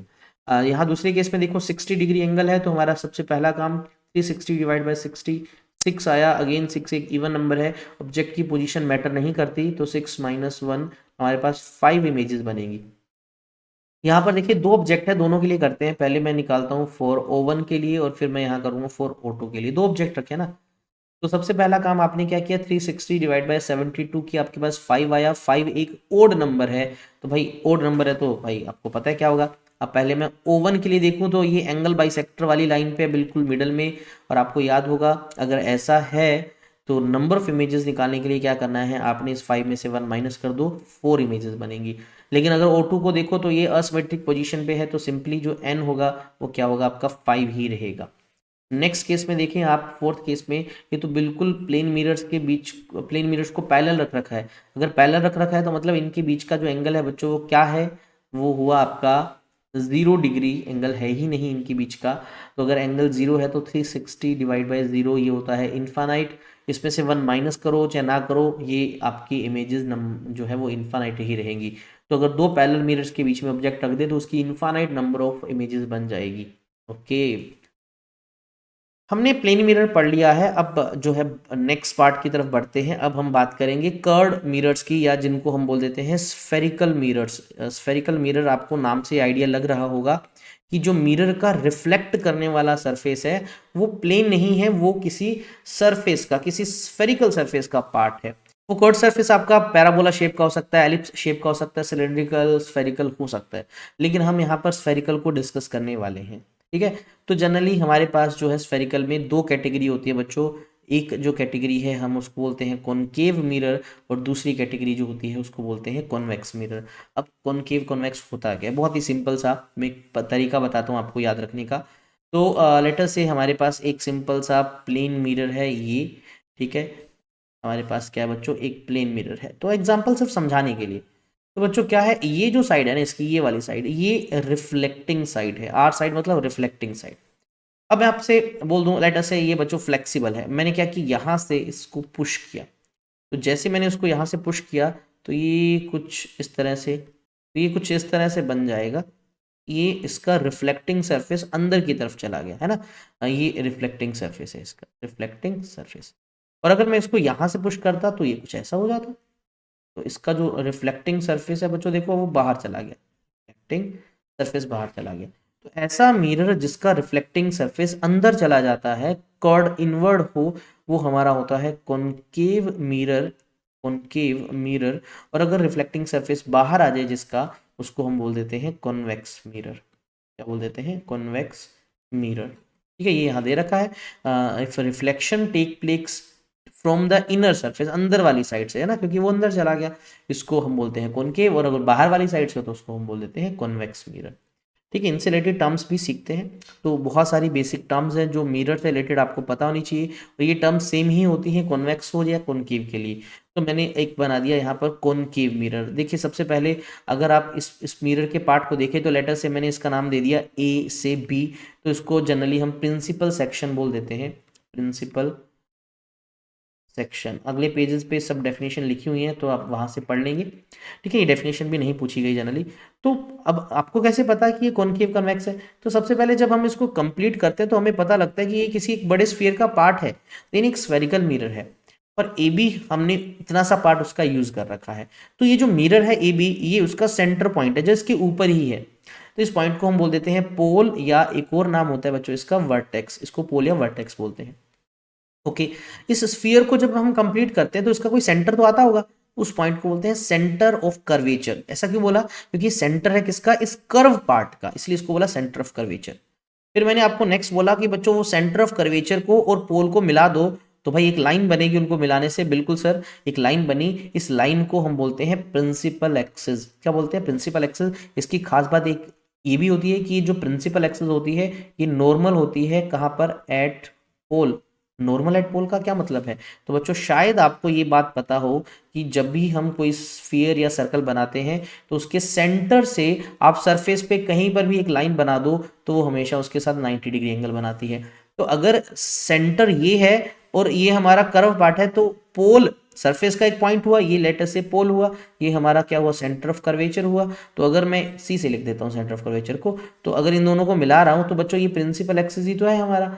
तो मैं ऐसे भी तो बोल सकता हूँ कि ये जो लाइन है ये यहाँ पर 90 डिग्री बनाएगी, और आपको पता है मिरर में जो 90 डिग्री बनाती है हम उसको नॉर्मल बोलते हैं। तो प्रिंसिपल एक्सिस एक नॉर्मल है जो पोल से पास हो रहा है, आप ऐसे भी बोल सकते हो। अच्छा, इनके केस में एक और पॉइंट भी होता है सेंटर ऑफ कर्वेचर और पोल के बिल्कुल मिड में, जिसको हम प्रिंसिपल फोकस बोल देते हैं। प्रिंसिपल फोकस इसलिए बोला क्योंकि प्रिंसिपल एक्सिस के ऊपर है।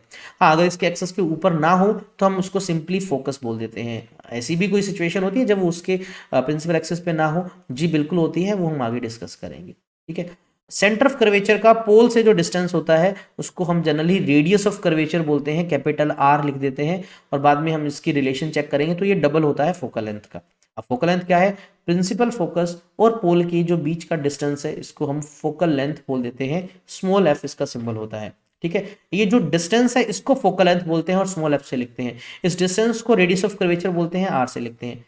इस डिस्टेंस को, ये डिस्टेंस की बात कर रहा था, इस पॉइंट का सिंबल एफ होता है, इस पॉइंट को सी से लिखते हैं। ठीक है। कुछ जगह बुक्स में 2f भी लिखा होता है, हम लिख सकते हैं। ये ए और बी तक का ये जो इफेक्टिव डिस्टेंस है, देखो ए से बी तक का, ये इसको अपर्चर बोल देते हैं। क्योंकि अगर आप इसको देखोगे तो ये सर्कुलर, यहाँ पर एक सर्कुलर शेप बनता है, ये उसका डायमीटर है ए से बी। इस इफेक्टिव डायमीटर को हम अपर्चर बोलते हैं। देखिए, ठीक है, ये अपर्चर का मैंने आपको बता दिया। ये हमने लेटर से ए से बी लिया, तो ये एक सर्कुलर पार्ट है, तो ये उसका डायमीटर का काम कर रहा है अपर्चर। अगर अपर्चर स्मॉल है तो हमारा मिरर ऑलमोस्ट प्लेन जैसा है, उसमें कर्वनेस कम है, आप ऐसे कंसीडर कर सकते हो। चलिए आगे बढ़ते हैं। हमारे ये कुछ टर्म्स हैं, हमें पता है ऑलरेडी। सेंटर ऑफ कर्वेचर मैंने बता दिया आपको कि हमारा जो मिरर है, अगर मैं उसको कंप्लीट करता हूँ तो स्फीयर का जो सेंटर आता है उसको हम सेंटर ऑफ कर्वेचर बोलते हैं। एंड उसका जो डिस्टेंस है पोल से, उसको हम रेडियस ऑफ कर्वेचर बोल देते हैं। पोल मिरर का बिल्कुल ज्योमेट्रिकल सेंटर होता है। प्रिंसिपल एक्सिस मैंने दो तरह से डिफाइन किया, या तो बोला कि एक स्ट्रेट लाइन जो सेंटर ऑफ कर्वेचर और पोल को मिलाती है, और एक दूसरी क्या चीज़ मैंने बताई, ये बच्चों क्या होता है, नॉर्मल होता है, नॉर्मल टू मिरर, मिरर पे बना हुआ, और कहाँ पर, एट पोल, पोल से पास होता हुआ। फोकस जो है बच्चों अभी मैं आपको डिफाइन करूंगा अलग से। ठीक है। अपर्चर मैंने बता दिया, इफेक्टिव डायमीटर किसका, रिफ्लेक्टिंग सरफेस का। फोकस को हम अलग से डिफाइन करते हैं। ठीक है। मैंने यहाँ पर दो मिरर बना दिए। अगर आप ऊपर वाला मिरर देखिए तो बच्चों ये एक कॉनकेव मिरर है, और जो नीचे वाला डायग्राम देख सकते हो तो ये एक कॉन्वेक्स मिरर है। नाम देना चाहो तो दे सकते हैं, इसका नाम मैंने ए बी रख दिया, इसका नाम भी मैं ए बी रख देता हूँ। तो यहाँ पर ये प्रिंसिपल एक्सिस बना हुआ है, ये पोल है, तो मैंने यहाँ पर भी पोल बना दिया। तो सेंटर ऑफ कर्वेचर देखिए इसका लेफ्ट में होगा क्योंकि कर्व इधर की तरफ है। तो ये मान लीजिए हमारा पॉइंट हुआ सी, इसका सेंटर ऑफ कर्वेचर इस साइड होगा। लेट अस से ये पॉइंट है सी। अब हमें एक पॉइंट को डिफाइन करना है जो कि है प्रिंसिपल फोकस। तो उसके लिए क्या किया, मैंने माना लेट अस से एक पैरेलल बीम ऑफ लाइट आ रही है इस मिरर की तरफ। तो पैरेलल बीम आ रही है तो आप रेज कितने दिखाओगे, 2 3 4 कुछ दिखा सकते हो। तो मान लीजिए एक रे ये आ रही, एक रे ये आई, और एक मैं यहाँ भी बना सकता हूँ चाहूँ तो। इससे ज़्यादा भी दिखा सकते हैं। चलिए मैंने यहाँ आपको 5 रेज दिखा दी। ये पैरेलल बीम है। पैरेलल बीम जनरली कहाँ से आती है, देखो आप इसकी इनिशियल पॉइंट की बात करो तो कुछ नहीं पता, तो मैं बोल सकता हूँ कि बच्चों ये इन्फिनिटी से आ रही है। कहाँ से आ रही है, ये इन्फिनिटी से आ रही है। ठीक है, फ्रॉम इन्फिनिटी। तो पैरेलल बीम आई, तो हमारे पास एक है parallel beam which is coming from infinity. अब ये पहली रे इस पॉइंट पे आई, तो आप देखो ये हमारे प्रिंसिपल एक्सिस के ऊपर आ रही है, वो एक नॉर्मल है। तो ये इंसिडेंट रे नॉर्मल के ऊपर आ रही है, तो आपको पता है आफ्टर रिफ्लेक्शन ये वापस इसी के ऊपर चली जाएगी। तो हमने इस रे को दिखा दिया, ये आफ्टर रिफ्लेक्शन इधर चली गई। अब बाकी रेज का क्या, अब दूसरी रे की बात करो तो उसका ये पॉइंट ऑफ इंसिडेंस है। अब यहाँ पर रे किधर बेंड होगी, तो ये सी डिसाइड करेगा। तो मैंने क्या किया, इस पॉइंट पे पहले नॉर्मल बना दिया, क्योंकि नॉर्मली तो बताएगा कि bend toward the, sorry, normally तो बताएगा क्योंकि जितना एंगल ऑफ इंसिडेंस होता है उतना रिफ्लेक्शन। तो अगर मैं सी को इस पॉइंट के साथ मिला देता हूँ बच्चों, तो ये नॉर्मल बन गया। तो ये एंगल ऑफ इंसिडेंस है, इतनी एंगल से रिफ्लेक्ट होकर वो इधर जाएगी, है ना। देखिए अगर कोई भी सरफेस हो, प्लेन या कैसा भी हो, अगर कोई एक रे इस पॉइंट पे आ रही है तो मुझे सबसे पहले इस पे एक नॉर्मल बनाना पड़ेगा। फिर जितने एंगल पे रे आएगी उतने एंगल पे रे जाएगी, ये मुझे पता है, ये रूल पता है। तो हमें अगर इस पॉइंट पे ये दूसरी रे आई है तो यहाँ इस पर्टिकुलर पॉइंट का मुझे नॉर्मल चाहिए। वो नॉर्मल कैसे बनाना है तो मैंने आपको बता दिया। नॉर्मल बनाने का बहुत ही ईजी तरीका है कि बच्चों सी के साथ उस पॉइंट को मिला दो। तो अगर मैं सी के साथ उस पॉइंट को मिलाता हूँ तो ये जो डॉटेड लाइन देख रहे हो ये बच्चों नॉर्मल है। हालांकि आपको नॉर्मल नहीं बनाना, सिर्फ ये समझाने के लिए। तो ये आपका जितना एंगल ऑफ इंसिडेंस है उतने ही एंगल पे रे आपकी जाएगी इधर की तरफ, एंगल आर बना के, है ना। यानी वो रे कुछ इस तरह से यहाँ से पास हो। चलो पास कर देता हूँ इसको। ये रे, रिफ्लेक्टेड रे इधर की तरफ चलेगी। ओके। अच्छा, इसी तरह से सिमिलरली ये ऊपर वाली रे है, ये भी रिफ्लेक्ट होके जाएगी। तो आप देखोगे ये कुछ इस तरह से जाएगी। इसी तरह से ये वाली रे रिफ्लेक्ट होके इधर से जाएगी, आप चेक कर लेना बच्चों, ऐसे ही आएगा, और ये वाली रे रिफ्लेक्ट होके इधर की तरफ जाएगी। तो ओवरऑल हमने क्या देखा कि सर जब एक पैरेलल बीम एक कॉनकेव मिरर की तरफ आती है, तो जैसे ही कॉनकेव मिरर से वो रिफ्लेक्ट होती है, तो उन सबकी खास बात क्या है कि वो सब रेज एक कॉमन पॉइंट में से पास हो रही हैं।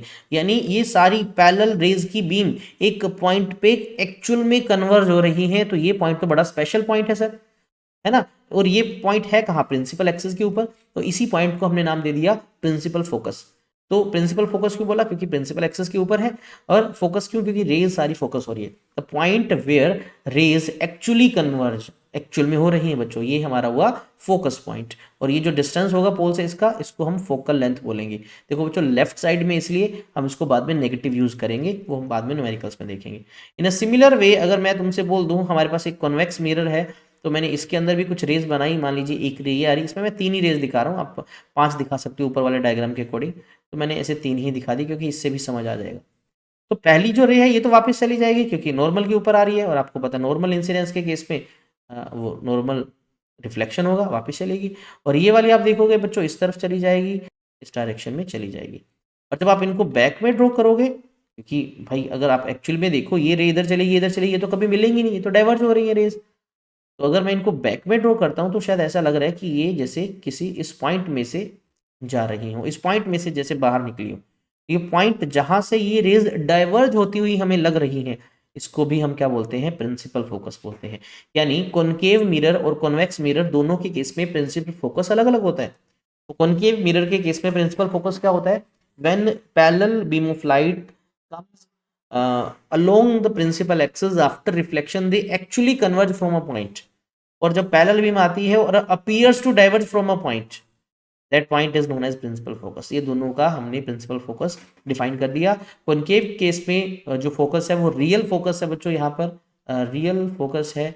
बट अगर हम बात करें कॉन्वेक्स की, इस केस में जो हमारा फोकस है वो वर्चुअल फोकस है, वर्चुअल फोकस है। ठीक है, इनको प्रिंसिपल फोकस क्यों बोला, क्योंकि प्रिंसिपल एक्सिस पे है। अगर मैं आपसे बोल दूं कि भाई क्या कोई ऐसी सिचुएशन है कि जब ये प्रिंसिपल एक्सिस पे ना हो, बिल्कुल एक सिचुएशन है, चलिए मैं आपको वो भी बता देता हूँ। लेट अस से हमने एक मिरर का इस तरह से केस लिया, तो मैं इनमें से एक मिरर ही बना लेता हूँ। तो एक मिरर से ही समझा देता हूँ आपको। तो लेट अस से इस केस को समझते हैं जरा कि प्रिंसिपल फोकस जो है वो कब नहीं कहलाएगा। मैं आपसे बोलूँ पैरेलल बीम तो है रेज की, लेकिन वो कुछ इस तरह से आ रही है, एक रे ये आई, एक रे बच्चों कुछ इस तरह से आई, और एक रे ये आई। अब है तो पैरेलल बीम, लेकिन ये प्रिंसिपल एक्सिस के पैरेलल नहीं है। तो क्या होगा, हम रिफ्लेक्शन दिखाएं, तो इसका हम रिफ्लेक्शन दिखाते हैं, इधर की तरफ चला गया ये। ठीक है, दूसरी रे का हमने रिफ्लेक्शन दिखाया, मान लीजिए इधर चला गया, इसका रिफ्लेक्शन दिखाया, ये इधर चला गया। अब इसमें खास बात क्या है कि सारी रेज इस पॉइंट पे मिल रही हैं। अब जब आप इसको यहां पर मिलाओगे, ये पॉइंट हमारा फोकस है, लेकिन रेज तो एक्चुअल में यहाँ पर मिली है। तो हम क्या बोलेंगे कि भाई रेज जो है वो फोकस पे तो नहीं मिली, ये एक प्लेन है, इसको हम फोकल प्लेन बोलेंगे। तो वो एक फोकल प्लेन के किसी पॉइंट पे मिली है। तो इस तरह से भी सिचुएशन बन सकती है। तो ऐसे सिचुएशन में इसको सिंपली फोकस बोल दो तो अच्छा रहेगा। ओके, तो हम अब बात करेंगे कि भाई एक स्फेरिकल मिरर से जब हम मुझे इमेज बनानी है, मतलब हम उसके सामने एक ऑब्जेक्ट रखेंगे तो इमेज बनेगी, तो हमें कुछ सर्टेन रूल्स को फॉलो करना पड़ेगा। तो वो रूल्स में सबसे एक बेसिक सी चीज़ हमें पता है, जब भी एक पैरेलल रे हम बनाते हैं तो वो हमेशा कहाँ से जाएगी, फोकस में से जाएगी, फोकस में से पास होगी। ठीक है, चाहे कॉनकेव है चाहे कॉन्वेक्स है। कॉनकेव में वो एक्चुअली पास होगी, और कॉन्वेक्स में आपको पता है कि वो डाइवर्ज ही होगी, लेकिन हम अगर उसको बैक में ड्रॉ करेंगे तो हमें लगेगा कि हाँ शायद ये फोकस में से बाहर गई। ये हमें पता है इस चीज़। अब हमारे पास जो मिरर है, हमने कॉनकेव हो या कॉन्वेक्स हो, हमने देखा उसमें एक एफ होता है जिसको हम फोकल लेंथ बोलते हैं, और एक होता है आर जिसको रेडियस ऑफ कर्वेचर बोलते हैं। तो बच्चों इन दोनों के बीच में एक रिलेशन होता है, जो फोकल लेंथ होता है वो रेडियस ऑफ कर्वेचर का हाफ होता है। तो इसका एक छोटा सा प्रूफ है, जल्दी से उसको हम पढ़ लेते हैं, relation between F and are.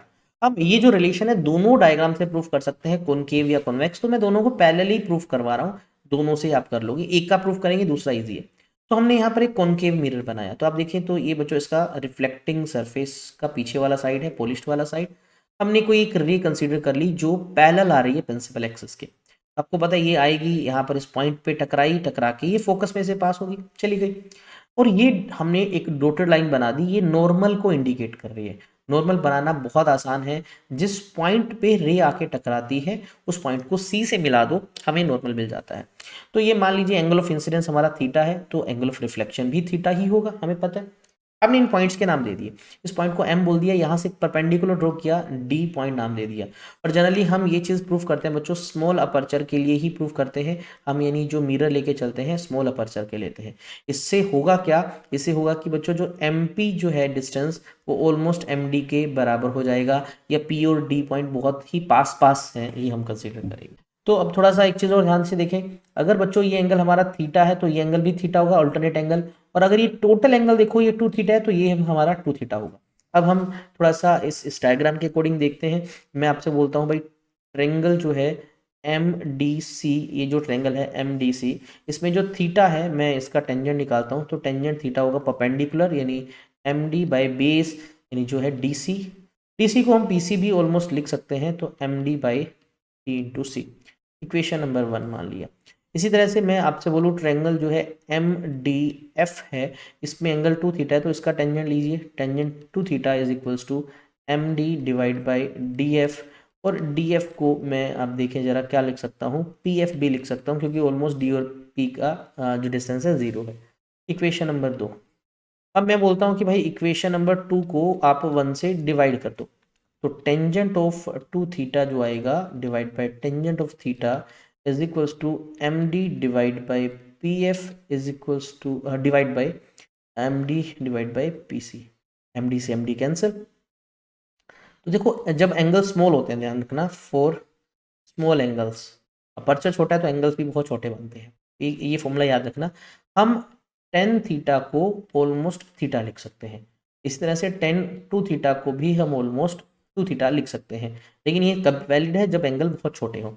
तो मैंने क्या लिखा, इसको लिखा 2 थीटा, इसको लिख दिया थीटा, यहाँ से हमारे पास पी सी ऊपर की तरफ आया, पी एफ नीचे की तरफ आया, थीटा से theta cancel, 2 is equals to P C, P से सी एक्चुअल में ये रेडियस ऑफ कर्वेचर है आर। अच्छा, साइन कन्वेंशन अगर हमें यूज़ करने हैं तो बच्चे ये लेफ्ट में है तो मैं माइनस लगा देता हूँ, डिवाइड बाय पी एफ, ये फोकल लेंथ है तो लेफ्ट में ये माइनस एफ, माइनस से माइनस कैंसिल ही हो जाना है। तो हमारे पास क्या आया, 2 is equals to R by F, या जो एफ आया हमारे पास क्या आया, आर बाई 2, या मैं आपको लिख दूँ कि R is equals to double of F. तो ये बच्चों इसके बीच का रिलेशन है, हमने ड्राइव कर लिया। यही सेम रिलेशन आप इस डायग्राम के अकॉर्डिंग भी कर सकते हो, यही सेम इक्वेशंस का यूज होगा इसी तरीके से। ठीक है, आप दोनों में से कोई भी एक तरीके से इसको ड्राइव कर सकते हो, बहुत छोटा सा स्टेप है। चलिए आगे बढ़ते हैं साइन कन्वेंशन पे, क्योंकि जब भी हमें न्यूमेरिकल सोल्व करने हैं या इससे रिलेटेड चीज़ों को समझना है, हमें साइंस का बहुत इंपॉर्टेंट रोल है साइन कन्वेंशन का। ये साइन कन्वेंशन देखो आपको आगे भी लेंस में भी बहुत काम आने वाले हैं, तो बहुत ही बेसिक सी चीज़ है। तो जब भी हम मिरर रखते हैं, जैसे यहाँ पर हमने प्लेन मिरर रखा या कॉनकेव रखा या कॉन्वेक्स रखा, तो बाय डिफॉल्ट हम यही मान के चलते हैं कि ऑब्जेक्ट हमारा लेफ्ट में है, और अगर ऑब्जेक्ट हमारा लेफ्ट में है तो रेज राइट साइड में ही जाएंगी, है ना, यही है। बट उल्टा भी हम ले सकते हैं, बस रूल में आपने ध्यान रखना कि जिस डायरेक्शन में रेज जाती हैं, कौन सी, इंसिडेंट रे। अब इंसिडेंट रे कहाँ से निकलती है, हमेशा ऑब्जेक्ट से निकलती है। तो ऑब्जेक्ट से निकलने वाली इंसिडेंट रे जिस डायरेक्शन में जाएंगी उस डायरेक्शन में सारे डिस्टेंस प्लस के लेने हैं, और उसके अपोजिट जो है वो नेगेटिव लेने हैं। तो हमने क्या किया भाई, आपका एक कॉनकेव मिरर है या बच्चों जो कॉन्वेक्स मिरर है, ठीक है, ये जो पॉइंट होता है पोल, ये सबसे मेन पॉइंट है। जैसे ओरिजिन होता है कोऑर्डिनेट एक्सिस में, वैसे ही ये पोल सबसे मेन है। पहला रूल भाई, जितने भी डिस्टेंस है सारे के सारे हमें पोल से मेजर करने हैं, एक तो सबसे मेन, तो पोल हमारा ओरिजिन की तरह है। दूसरा, पोल से अगर मैं लेफ्ट साइड में आऊं यानी इस डायरेक्शन में, यानी पोल से मैं इधर की तरफ आ रहा हूँ, पोल से मैं इधर आ रहा हूँ, मिरर कोई भी हो बच्चों सबके लिए वैलिड है। तो मैं तो रेज जिधर जा रही है उसके अपोजिट आ रहा हूँ, तो डिस्टेंस को मुझे नेगेटिव लेना पड़ेगा। और अगर मैं इसकी राइट साइड में कोई डिस्टेंस मेजर करता हूँ राइट साइड में, तो रेज तो उधर ही जा रही है, मैं भी उधर जा रहा हूँ, तो हम उस डिस्टेंस को पॉजिटिव लेंगे। जितने भी डिस्टेंस जो है हम इस प्रिंसिपल एक्सिस से ऊपर की तरफ लेंगे, जितने भी डिस्टेंस है वो सब प्लस के लेने हैं, और इस प्रिंसिपल एक्सिस से नीचे जो भी डिस्टेंस है हम उसको क्या लेंगे बच्चों, माइनस की तरफ लेंगे। ठीक है, तो इस डायरेक्शन में सारे प्लस लेने हैं, इस डायरेक्शन में सारे माइनस लेने हैं, ऊपर की तरफ प्लस लेना है, नीचे की तरफ माइनस लेना है। तो ये हमारे कुछ रूल्स हैं जो हमें फॉलो करने हैं। अब कितनी इमेजेस बनाता है एक कॉनकेव मिरर या एक कॉन्वेक्स मिरर, तो हम थोड़ा सा समझने की कोशिश करते हैं। तो ये हमें पता है पोल होता है, लेट अस सी ये इसका एफ पॉइंट है और ये इसका सी वाला पॉइंट है। इस केस में भी बना लेता हूँ, लेट अस से ये इसका एफ है और ये है इसका सी। तो मुझे पता है कि हम ऑब्जेक्ट को लेफ्ट में रखते हैं। तो अगर अगर कॉनकेव की बात करूँ, ये ऊपर वाला डायग्राम कॉनकेव मिरर का अगर आपको पता हो, तो कॉनकेव मिरर में ऑब्जेक्ट ज़्यादा से ज़्यादा कितनी दूर रख सकता हूँ? बहुत दूर। बहुत दूर कहाँ पर? मैं रख सकता हूँ उसको एट इन्फिनिटी। फिर मैं थोड़ा सा उसको खिसका के पास ले आता हूँ, लेकिन सी से अभी भी दूर है, तो इस केस को बोल सकते हैं बियॉन्ड सी। हो सकता है कि मैं उसको सी पे ले आऊँ, तो मैं उसको एट सी बोल सकता हूँ। हो सकता है मैं उसको सी और एफ के बीच में कहीं भी, जरूरी नहीं मिड में, कहीं भी रख दूँ, तो मैं उसको बिटवीन सी एंड एफ रख सकता हूँ। और हो सकता है कि मैं उसको एट एफ रख दूँ, और हो सकता है एफ और पी के बीच में कहीं भी उसको रख दूँ बिटवीन एफ एंड पी। तो बच्चों मेरे पास 1 2 3 4 5 एंड 6, 6 पॉसिबिलिटीज है कॉनकेव मिरर में ऑब्जेक्ट को रखने की। और वहीं कॉनकेव के केस में 6 पॉसिबिलिटीज है ऑब्जेक्ट को रखने की, तो 6 अलग अलग तरीके से इमेज बन सकती है। वहीं हम कॉन्वेक्स मिरर की बात करें तो दोनों ही लेफ्ट में है, तो ऑब्जेक्ट को या तो मैं रखता हूँ कहाँ पर, एट इन्फिनिटी रखूंगा, और दूसरा कहीं भी इन्फिनिटी और पी के बीच में, बिटवीन इन्फिनिटी एंड पी। इसमें दो ही केस बनेंगे। तो इससे इनको याद करना ईजी है, हालांकि आपको हर एक डायग्राम को नहीं समझना, मैंने लिखे हुए हैं, थोड़ा सा रिकैप हो जाएगा क्लास 10th का, थोड़ा थोड़ा आइडिया आपको मिल जाएगा। ये आइडिया इसलिए ज़रूरी है ताकि न्यूमेरिकल्स को करने में ईजी हो, आपको आप न्यूमेरिकल ईजिली कर पाओगे अगर आपको ये केसेस का थोड़ा बहुत आइडिया है। जैसे इसमें 6 नंबर केस बहुत ज़्यादा इंपॉर्टेंट है, ओवरऑल कंक्लूजन वर्चुअल इमेज कब बनती है, इरेक्ट कब बनती है, थोड़ा सा आइडिया मिल जाएगा आपको इन केसेस से। पहला केस जब हमारा ऑब्जेक्ट इन्फिनिटी पे है, देखो इसको याद करने का एक मैं ट्रिक भी बताता हूँ, बहुत ही सिंपल सा ट्रिक है कि सीक्वेंस आपने याद करना है 1 2 3 4 5 6 वाला। और याद रखना जहां जब भी हम एक ऑब्जेक्ट को रखते हैं उसकी कुछ इमेज बनेगी, और उन दोनों का सम हमेशा 6 आना चाहिए। सम का मतलब हमने एक नंबर दिया सबको, तो ऑब्जेक्ट और इमेज का जो नंबर है उन दोनों का सम हमेशा 6 मिलेगा। अब आपको मैं बोलूँ भी ऑब्जेक्ट हमारा 1 नंबर पे है, तो ऑब्जेक्ट हमारा 1 है, तो 1 में मैं कितना ऐड करूं कि ये 6 बन जाए? तो आप बोलोगे सर 5 ऐड करो। 5 नंबर किसका? एट एफ, यानी इन्फिनिटी पे रखेंगे एट एफ पे बनेगा। ओके, मान लो मैंने ऑब्जेक्ट को रखा बियॉन्ड सी, मतलब 2 नंबर वाले पे रखा, तो उसकी इमेज 4 नंबर वाले पे बनेगी, तभी तो सम 6 आएगा।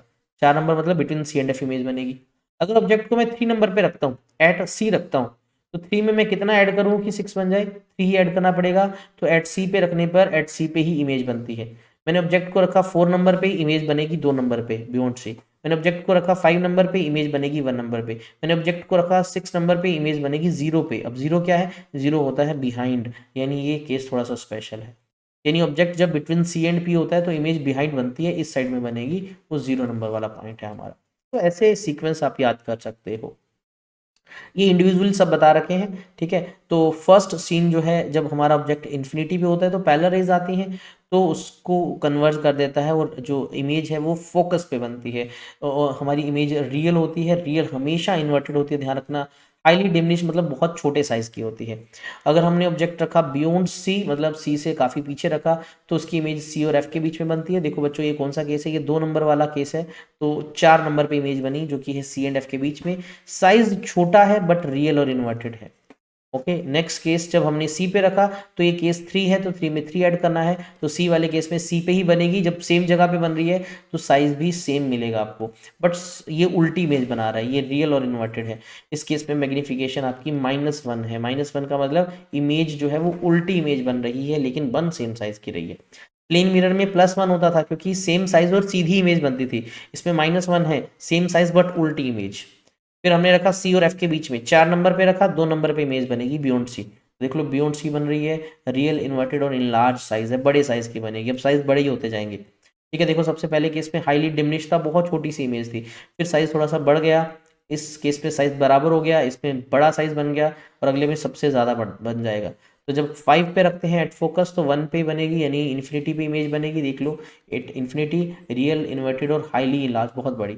और ये केस सबसे स्पेशल है, स्टार लगा रहा हूँ, 6th केस, ठीक है। बिटवीन एफ एंड पी रखा, मतलब 6th केस है, इसमें 0 ऐड करना पड़ेगा। 0 ऐड मतलब बिहाइंड बनेगी, तो इस केस में जो इमेज है वो बिहाइंड बनती है, सीधी बनती है, वर्चुअल। एकमात्र केस 6 में से लास्ट केस ऐसा है जिसमें इमेज वर्चुअल है, इरेक्ट है, इन लार्ज तो चलो पहले मिल चुकी है हमें, इन लार्ज है, और बिहाइंड द मिरर है ये। तो ये केस काफ़ी इंपॉर्टेंट है। इस मिरर की हेल्प से मुझे किसी भी चीज़ को सीधा देखना है, तो मुझे उसको बहुत पास में लाना पड़ेगा, पी और एफ के बीच में लाना पड़ेगा, तभी सीधा और उसको इन लार्ज दिखाएगा।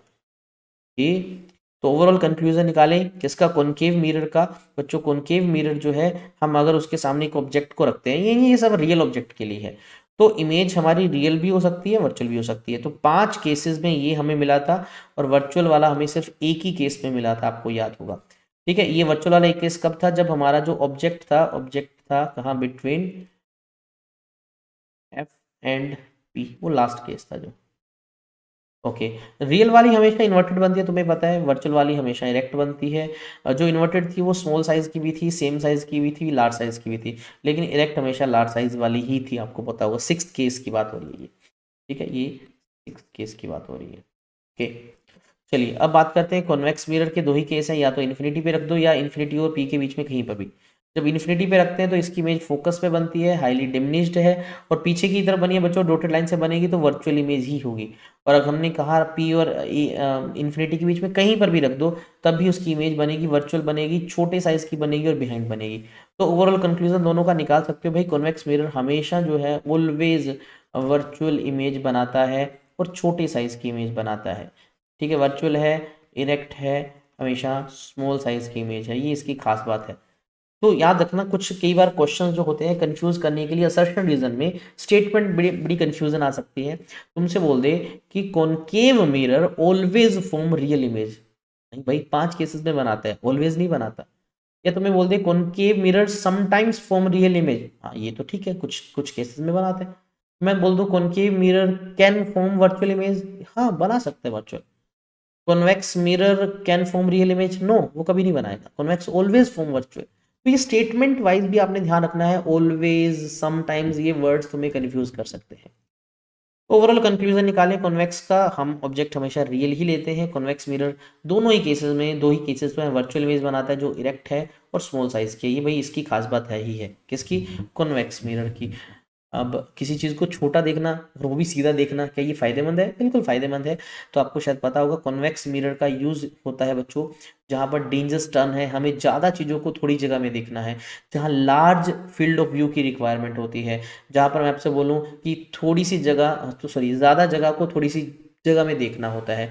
जो व्हीकल्स के बाहर की तरफ रियर व्यू मिरर होते हैं, वो कॉन्वेक्स मिरर ही होते हैं, क्योंकि हमारे आसपास का सराउंडिंग है वो एक ऑब्जेक्ट का काम करता है, उसकी इमेज छोटी करके ही तो हमें मिरर में देखना है। ठीक है, तो इसलिए कॉन्वेक्स मिरर का बहुत ज़्यादा यूज़ किया जाता है। वहीं जो दूसरा मिरर है कॉनकेव, उस पर छोटी चीज़ को बड़ा करता है, सीधा करता है, तो वो डेंटिस्ट उसका यूज़ करते हैं जनरली। ये जो मिरर है ये रेज को डाइवर्ज करने के काम आते हैं, तो ये डाइवर्जिंग मिरर है। स्ट्रीट लाइट्स लाइट को फैलाने के काम करती है, तो वहाँ पर ये है। अगर कहीं पर फोकस लाइट लगानी है, रेज को फोकस करना है, तो वहाँ कॉनकेव मिरर यूज़ करते हैं। तो यूजेस इनके बेसिस पे होते हैं। देन नेक्स्ट है बच्चों, मिरर फॉर्मूला। अब मिरर चाहे कॉनकेव है, चाहे कॉन्वेक्स है, चाहे प्लेन है, लेकिन अभी मैं स्फेरिकल की मेन डिस्कशन कर रहा हूँ। तो हमने क्या किया, मान लीजिए ये इसका प्रिंसिपल एक्सिस बना लिया। ठीक है, पी से लिखते हैं, और ये मान लीजिए कोई ऑब्जेक्ट है, तो मैं इसको ए बी से लिख देता हूँ। तो इस ऑब्जेक्ट का कुछ डिस्टेंस होता होगा मिरर से, पोल से, यस, इसको मैं यू से लिखता हूँ। और कहीं इमेज बन सकती है, लेफ्ट राइट कहीं भी, लेटर से मैंने कहा ये इमेज बन गई, तो इसका भी डिस्टेंस है कुछ, पोल से वी से लिख देता हूँ। फोकल लेंथ भी है कुछ उस मिरर की, या उसकी कुछ रेडियस ऑफ कर्वेचर भी है, लेट अस से आर लिख दूं। तो क्या कोई ऐसा फॉर्मूला है जो इनको आपस में कनेक्ट करे? कि सर अभी हमने केसेस पढ़ा कि भाई ऑब्जेक्ट को जब मैं यहाँ रखूंगा उसकी इमेज यहाँ बनेगी, लेकिन कोई क्या एग्जैक्ट फॉर्मूला है जिससे मुझे पता लग जाए भी 5 सेंटीमीटर दूर रखूंगा तो इतने सेंटीमीटर पे इमेज बनेगी? जी हाँ, बिल्कुल एक फॉर्मूला है, उसको बोलते हैं मिरर फॉर्मूला। तो जल्दी जल्दी मैं इसकी डेफिनेशन बताऊं आपको, तो बोल सकता हूँ the formula which connects object distance, image distance and focal length of a mirror is known as mirror formula। अगर हम फॉर्मूला लिखें वो कुछ इस तरह से, अभी ड्राइव करेंगे, अभी मैं एक बार डायरेक्ट लिख रहा हूँ, 1/v plus 1/u is equals to 1/f। ये जो फॉर्मूला है बच्चों, इसी को कहा जाता है मिरर फॉर्मूला। हाँ, हम f को r की टर्म में लिखें तो ये बन जाता है 1/v plus 1/u is equals to 2 divide by r। अगर मुझे इसको रेडियस ऑफ कर्वेचर की टर्म में लिखनी है। ये जो दोनों फॉर्मूले ही हैं यही बच्चों जनरली मिरर फॉर्मूला होता है। आप सबसे ज़्यादा ऊपर वाली फॉर्म यूज़ करते हैं, मोर देन 90% ऊपर वाला फॉर्म यूज़ होता है। ध्यान रखना ये वी यू में आगे पीछे कुछ भी लिख सकते हो क्योंकि बीच में प्लस का ही साइन है, कोई ज़्यादा फर्क नहीं पड़ने वाला। हाँ, लेकिन हम जब इस चैप्टर के सेकंड पार्ट यानी जब हम लेंस की बात करेंगे तो यहाँ पर प्लस माइनस उल्टा हो जाता है बच्चों, वहाँ पर वी और यू का बहुत इंपॉर्टेंस होता है। ठीक है, यहाँ पर आगे पीछे लिख सकते हो, कोई चक्कर नहीं है क्योंकि प्लस का ही है। लेकिन जब भी इस फॉर्मूले से रिलेटेड न्यूमेरिकल करने हैं, आपको जो चीज़ गिवन होगी विद साइन पुट करनी है, और जो चीज़ आपको कैलकुलेट करनी है उसका साइन अपने आप आपको मिल जाएगा, वहाँ पर साइन पुट करने की आपको ज़रूरत नहीं है। तो चलिए इसको करते हैं ड्राइव मिरर फॉर्मूला को। तो डेरिवेशन की बात करें बच्चों, डेरिवेशन करने के लिए हम कॉनकेव मिरर भी यूज़ कर सकते हैं, हम कॉन्वेक्स मिरर भी यूज़ कर सकते हैं, इवन हम कॉनकेव के रियल वाला केस भी यूज़ कर सकते हैं, वर्चुअल वाला केस भी कर सकते हैं। तो अभी जो मैं डेरिवेशन कर रहा हूँ ये कॉनकेव मिरर के यूज़ से करूँगा। और कौन सा केस, जब वो एक रियल इमेज बनाता है। तो रियल इमेज कब कब बनाता है, 5 केसेस है बच्चों, 5 में सबसे बेस्ट जो है वो उसका यूज़ कर लो। तो हमने एक एग्जांपल लिया, हमने एक मिरर बना लिया, लेटर से मैंने उसका नाम रख दिया एक्स वाई, ये एक कॉनकेव मिरर है। तो हमारे पास एक ऑब्जेक्ट है ए बी, तो ये है ऑब्जेक्ट, तो ए बी उसकी हाइट बोल सकते हो। तो इसमें से मल्टीपल रेज आती है, तो 2 बहुत होती हैं लेकिन 3 बना दी चलेगा, कोई बात नहीं। एक रे पैरेलल गई, पैरेलल रे आपको पता है आफ्टर रिफ्लेक्शन फोकस में से जाएगी, ये फोकस से पास होके इधर चली गई। दूसरी हमने बनाई पोल की तरफ एक रे गई, तो आपको पता है ये जितने एंगल से यहाँ जाएगी उतने एंगल से वापस आ जाएगी इधर, ये इधर चलेगी।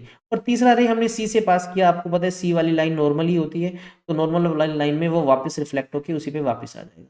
तो तीनों रेज बना दी और तीनों फाइनली यहाँ पर मिली, तो ये हमारी बन गई इमेज, जिसका नाम रख दिया ए डैश बी डैश, ये हमारी इमेज बन गई। ओके, अब हमें करना क्या है, हमें फॉर्मूला ड्राइव करना है यू वी एफ के बीच में। अभी मैं जो टेक्निक बता रहा हूँ ये हर केस में काम आएगी, चाहे आप कॉनकेव मिरर के लिए वर्चुअल वाले डायग्राम से भी प्रूफ कर लो, चाहे तुम कॉन्वेक्स मिरर का डायग्राम बना के प्रूफ कर लो, सब में ये चीज़ सेम होगी। हम क्या करेंगे, जनरली हमारा जो ऑब्जेक्ट है ए बी और जो इमेज है ए डैश बी डैश, इसका यूज करेंगे और कुछ सर्टेन ट्रायंगल्स डिसाइड करेंगे, उनको सिमिलर प्रूफ करेंगे, उनके कोरस्पॉन्डिंग पार्ट्स लिखेंगे और फॉर्मूला बहुत इजीली ड्राइव हो जाएगा। तो सबसे पहले मैंने क्या किया, एक ट्रायंगल कंसीडर की ए बी सी, मतलब ऑब्जेक्ट की सी के साथ और इमेज की ए डैश बी डैश की सी के साथ ट्रायंगल कंसीडर की। क्या इन दोनों में ये एंगल वर्टिकल अपोजिट एंगल है, इक्वल होंगे। यहाँ पर ये एंगल 90 है, ये 90 है, ये भी इक्वल होंगे, तो तीसरा एंगल ऑटोमेटिक इक्वल हो जाएगा। इसका मतलब ये दोनों ट्रायंगल सिमिलर हैं। अगर सिमिलर ट्रायंगल है हम इनके कोरस्पॉन्डिंग पार्ट्स लिख सकते हैं। तो मैंने लिखा इसकी हाइट मतलब perpendicular A dash B dash divide by इसकी हाइट ए बी। एक इसके को लिख सकता हूँ बेस की टर्म में लिखता हूँ, यहाँ लिखता हूँ B dash C divide by इसका base B into C. Equation number 1 मान लिया। इन अ सिमिलर वे मैंने एक और ट्रायंगल लिया, क्या इस बार मैंने पोल के साथ लिया, तो मैंने ए बी का पी के साथ ट्रायंगल लिया और ए डैश बी का पी के साथ ट्रायंगल लिया। तो ट्रायंगल ए बी पी और ए डैश पी की बात कर रहा हूँ। तो क्या इनमें अगेन ये 90 डिग्री एंगल है बच्चों, ये 90 डिग्री एंगल है। ये एंगल और ये एंगल पहले से ही इक्वल है क्योंकि एंगल ऑफ इंसिडेंस और रिफ्लेक्शन बराबर होगा। तीसरा एंगल इक्वल है, तो ये दोनों ट्रायंगल भी पैरेलल होंगी। कॉरस्पॉन्डिंग पार्ट लिखें, इसकी हाइट यानी perpendicular A dash B dash, इसमें ए बी, इसमें बेस ले सकता हूँ पी बी डैश और इसमें लिख सकते हैं हम पी बी।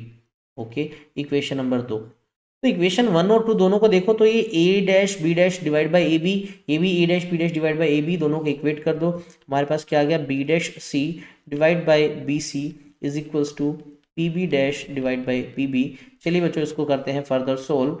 तो अब क्या बी डैश सी आपको पता है क्या है, बी डैश सी ये चीज़ है बच्चों, मुझे इसकी डायरेक्ट वैल्यू नहीं पता लेकिन मैं इसको किसी दूसरे की टर्म में लिख सकता हूं। तो क्या मैं इसको पीसी माइनस, मैं इस चीज को लिख रहा हूं बच्चों, इसको लिख रहा हूं पीसी, क्योंकि पीसी मुझे पता है रेडियस ऑफ कर्वेचर है, इसको मैं सिंपली आर लिख सकता हूं, पीसी माइनस पीबी डैश लिख सकता हूं, इसको बिल्कुल लिख दिया, divide by B C. B से सी ये भी नहीं पता मुझे, तो क्या मैं इसको पी बी माइनस, मुझे ये बी सी है ना, पी सी ऐसे भी लिख सकता हूँ, is equals to P B dash तो मुझे डायरेक्ट पता है, डिवाइड बाय पी बी। अब बच्चों सबकी वैल्यूज पुट कर दो। पी सी क्या है, पी से C center of curvature left में है, माइनस का आर, माइनस फॉर्मूले वाला। पी बी डैश, पी से बी डैश ये इमेज का डिस्टेंस है, माइनस का V divide by P B कितना बच्चों, पी से बी हमारा ऑब्जेक्ट का डिस्टेंस है, लेफ्ट में है तो माइनस का यू, माइनस पी से सी रेडियस ऑफ कर्वेचर है, लेफ्ट में है माइनस का R is equals to P B dash जो कि है माइनस का वी, पी बी जो कि है माइनस का यू।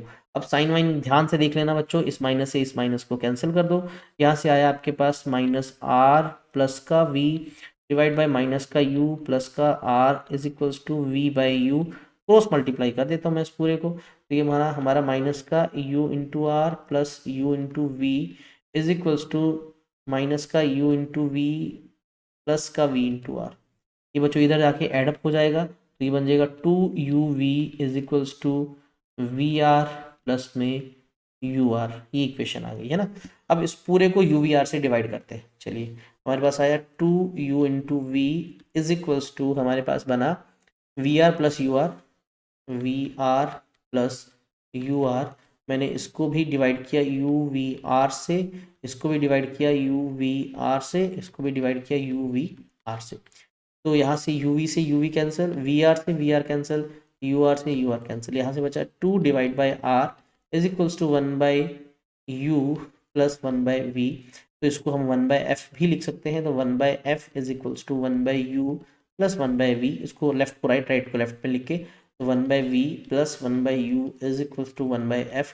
तो इस तरह से आपके पास रिक्वायर्ड फॉर्मूला आ जाता है। तो इस तरह से हम फॉर्मूला ड्राइव कर लेते हैं। तो यही तो था हमारा मिरर फॉर्मूला।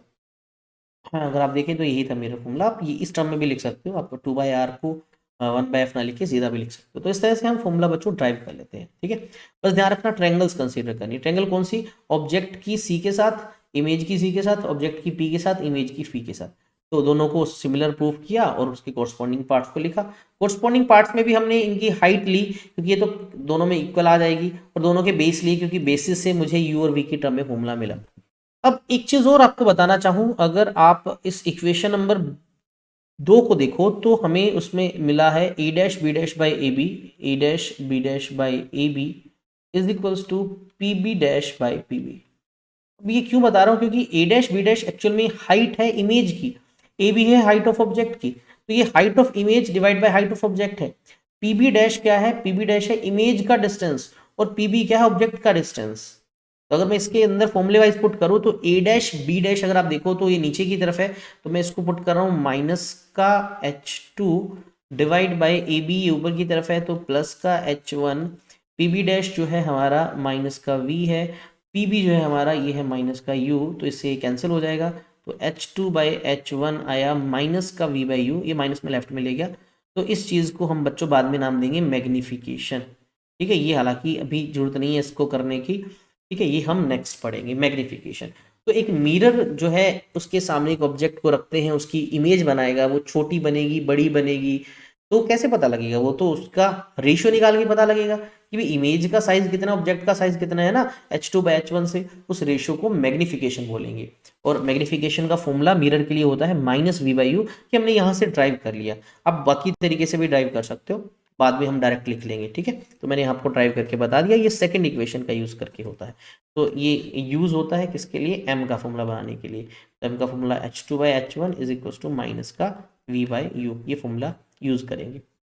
ओके, चलिए इसके बाद मैग्निफिकेशन, जिसको हम m से लिखते हैं, स्मॉल m है, ध्यान से सुनना। जनरली हम जो पढ़ रहे हैं वो लीनियर मैग्निफिकेशन पढ़ रहे हैं, तो आपको और ज़्यादा नहीं आएंगे, आपके सिलेबस में सिर्फ लीनियर मैग्निफिकेशन ही है, तो आप इसको सिंपली मैग्निफिकेशन बोल दो। होता क्या है? ये रेशियो होता है किसका? Size of image to the size of object. भाई एक मिरर के सामने ऑब्जेक्ट रखेंगे, वो उसकी इमेज बनाएगा, दोनों सेम साइज की हो सकती है, इमेज छोटी हो सकती है, बड़ी हो सकती है। तो उस हाइट का जो रेशियो निकाल लो, भाई हमारी इमेज किस हाइट की बनी और ऑब्जेक्ट की हाइट कितनी है, उसका रेशियो। तो आई अगर मान लो इमेज की हाइट है, ओ मतलब ऑब्जेक्ट की हाइट है, इसकी जगह तुम h2 बाई h1 भी लिख सकते हो, इसको ही मैग्निफिकेशन बोलते हैं। अभी सोल्व करने से मैंने आपको बताया था, इसका जो फॉर्मूला आता है वो आता है माइनस वी बाई यू, यानी हम मैग्निफिकेशन डिस्टेंस ऑफ ऑब्जेक्ट और डिस्टेंस ऑफ इमेज की टर्म में भी निकाल सकते हैं। अगर हम बात करें बच्चों, ये एक यूनिट लेस होता है, इसका कोई यूनिट नहीं होता, क्योंकि ऊपर भी हाइट नीचे भी हाइट, तो ये एक यूनिट लेस है, ये एक बच्चों नंबर है। और इस यूनिट लेस नंबर की हम बात करें, वैल्यू इसकी पॉजिटिव भी आ सकती है, इसकी वैल्यू नेगेटिव भी आ सकती है। क्या मीनिंग है पॉजिटिव नेगेटिव, मैं आपको बता देता हूँ। देखिए, तो कुछ इंपॉर्टेंट रिजल्ट, मैग्निफिकेशन का फॉर्मूला मैंने अभी बताया, H I by H O, या इसको हम h2 बाई h1 बोल दो, या माइनस वी बाई यू बोल दो, ये हमें पता ही है। यूनिट इसका नहीं होता, ये यूनिटलेस होता है। साइन की बात करें तो ये पॉजिटिव भी हो सकता है, नेगेटिव भी हो सकता है। एम की वैल्यू पॉजिटिव हमेशा इंडिकेट करेगा इरेक्ट इमेज को, इसको इमेट करेगा इरेक्ट को, और इरेक्ट आपको पता है जनरली वर्चुअल ही होती है। और अगर आपको एम की वैल्यू नेगेटिव मिल रही है तो बच्चों समझ लेना ये इन्वर्टेड इमेज को इंडिकेट कर रहा है, इमेज उल्टी बन रही है। और इमेज अगर इन्वर्टेड है तो वो पक्का कैसी होगी, रियल होगी, वो रियल नेचर को इंडिकेट करता है। वैल्यूज़ की बात करें बच्चों, एम की वैल्यू इक्वल 1 के हो सकती है, एम की वैल्यू लेस देन 1 हो सकती है, एम की वैल्यू ग्रेटर देन 1 हो सकती है। अगर एम की वैल्यू इक्वल है वो इंडिकेट करता है हमेशा सेम साइज को। अगर एम लेस देन 1 है तो वो हमेशा इंडिकेट करता है डिमिनिश्ड साइज को। डिमिनिश्ड का मतलब होता है स्मॉल साइज, स्मॉल साइज। और वहीं अगर एम ग्रेटर देन 1 है तो वो इन लार्ज साइज को इंडिकेट करता है, इन लार्ज साइज का मतलब बड़ा होना। ठीक है। और वहीं अगर m very very less than 1 है तो हाईली डिमिनिश्ड, और अगर m very very greater than 1 है तो हाईली इनलार्ज्ड। तो ये m की वैल्यूज होती है। अच्छा, m के दो फॉर्मूले और भी है, ठीक है, ये मैंने अभी बता दिया। ठीक है, उसके अलावा ये दो फॉर्मूले भी हैं, ये कहाँ से आए मैं आपको थोड़ा सा हिंट दे देता हूँ। ठीक है, फिर आप इजीली इसको कर सकते हैं। तो हमने अभी भी एक फॉर्मूला पढ़ा था, 1/v plus 1/u is equals to 1/f। तो मैं इसको दो बार लिख देता हूँ, 1/v plus 1/u is equals to 1/f। अगर आपसे बोलो बच्चों इस पूरे इक्वेशन को, पूरे इक्वेशन को एक बार u से मल्टीप्लाई करो, एक बार v से, तो इसको मैंने कर दिया मल्टीप्लाई बाय v से, इसको मैं v से करता हूँ, इसको मैं करूँगा मल्टीप्लाई बाय u से, पूरी इक्वेशन को। ये बन जाएगा v upon v plus v upon u is equals to v upon f। ये इससे कैंसिल होके बना 1 plus v by you is equals to v by F. तो v by you is equals to v by F, और ये minus इधर आ जाएगा। v by you is equals to LCM लिया f, तो ये बना v माइनस एफ। मैं पूरे को माइनस से मल्टीप्लाई कर देता हूँ, तो माइनस का v by you is equals to ये f minus we upon f आ गया। और ये चीज़ क्या थी भाई, ये हमारा m ही तो है, तो m का जो फॉर्मूला बना वो बना f minus we upon F. तो ये मैग्नीफिकेशन का एक फॉर्मूला और बन गया। ये तो था देखो f minus V by F, ये जो दूसरे नंबर पे लिखा हुआ ये वाला फॉर्मूला। अच्छा, पहला फॉर्मूला कैसे आएगा, तो ये मैंने दूसरा तरीका बताया ना, अगर मैं इस पूरी इक्वेशन को u से मल्टीप्लाई करूँ तो बन जाएगा u upon V plus U upon U is equals to U upon F. अच्छा, इसको तुमने सोल्व करना है, इसको सोल्व करो। ठीक है, और लास्ट में जो आपके पास आएगा वो u बाई वी आ जाएगा, फिर उसका रेसिप्रोकल करके v बाई यू निकाल लेना, माइनस से मल्टीप्लाई करना, हमारे पास m आ जाएगा, वो दूसरा फॉर्मूला मिल जाएगा। तो ये ट्राई करना। दूसरा है हमारा बच्चों, वो हमने लीनियर मैग्निफिकेशन पढ़ा हाइट के केस में। लेकिन लॉजिकली सोचो, अगर आपके पास एक ऑब्जेक्ट है ऐसे इस तरह का, ठीक है, जिसकी कुछ लेंथ है, मतलब विड्थ भी बोल सकते हो, तो उसका जो फ्रंट पोर्शन है ये u1 डिस्टेंस पे है पोल से, इसका बैक वाला पोर्शन है ये u2 डिस्टेंस पे है, और आपको पता है ये तो मैग्निफिकेशन करता है। तो ये एक छोटे से ऑब्जेक्ट की तरह काम कर रहा है, ये भी एक छोटे से ऑब्जेक्ट की तरह काम कर रहा है, और दोनों का डिस्टेंस अलग है। तो ये मिरर क्या करेगा, इसको भी मैग्नीफाई करेगा, लेटर से इसको मैग्नीफाई करके ये इमेज बना दी, दूसरे को भी मैग्नीफाई करके ये इमेज बना दी। और मैग्निफिकेशन देख लो दोनों की अलग अलग है, इसकी इतनी है, इसकी इतनी है, क्यों, क्योंकि डिस्टेंस अलग अलग है। तो जो इमेज बनेगी वो डिस्टोर्टेड इमेज बनेगी आपके पास। डिस्टोर्टेड का मतलब क्या है कि अगर वो एक आपके पास यहाँ पर एक रेक्टेंगल शेप का ऑब्जेक्ट है तो इमेज रेक्टेंगल शेप की नहीं बनेगी, वो आपको ट्रेपीजियम शेप की मिलेगी। रीजन, क्योंकि इसका जो फ्रंट पार्ट है उसका डिस्टेंस पोल से अलग है, इसका लास्ट पार्ट है उसका डिस्टेंस पोल से अलग है। अगर पोल से दोनों के डिस्टेंस अलग है तो दोनों के केसेस में लीनियर मैग्निफिकेशन अलग अलग होगी। क्या करना है आपको, सिंपल जो मैग्निफिकेशन निकालनी उसका स्क्वायर कर दो, आपके पास लॉन्गिट्यूडनल या एक्सियल मैग्निफिकेशन आ जाएगी। ठीक है, तो ये कितनी मैग्निफिकेशन होगी, इस चीज को हम बोलते हैं लॉन्गिट्यूडनल मैग्निफिकेशन या एक्सियल मैग्निफिकेशन, वो एम स्क्वायर की इक्वल होती है। तो बच्चों जनरली इस पे क्वेश्चन नहीं आता एम को कैलकुलेट करने में, लेकिन एनसीईआरटी में एक एग्जांपल है जिसमें इस कॉन्सेप्ट का थोड़ा सा यूज किया गया है। तो उसके बाद मान लीजिए आपके पास एक मिरर के सामने एक प्लेट रखा जिसका कुछ लेंथ ए है कुछ ब्रेड्थ बी है, और उसने कुछ इमेज बना दी। तो इमेज में आपको पता है कि इस ए को मैग्नीफाई करेगा तो लेटर से एम मैग्निफिकेशन इसकी है, बी को भी मैग्नीफाई करेगा, मैग्निफिकेशन इसमें भी है, तो इस नई प्लेट का एरिया अलग होगा, है ना। जो ऑब्जेक्ट वाली प्लेट है उसका एरिया अलग है, जो इमेज वाली प्लेट है उसका एरिया अलग है। तो कितनी मैग्निफिकेशन आएगी एरिया में, तो वो क्या होगी बच्चों, सिंपल मैग्निफिकेशन निकाल दो, उसका स्क्वायर कर दो, एम स्क्वायर टाइम्स होगी। तो इस पे भी क्वेश्चन नहीं आएंगे आपके, तो इसको भी आप स्किप कर सकते हो।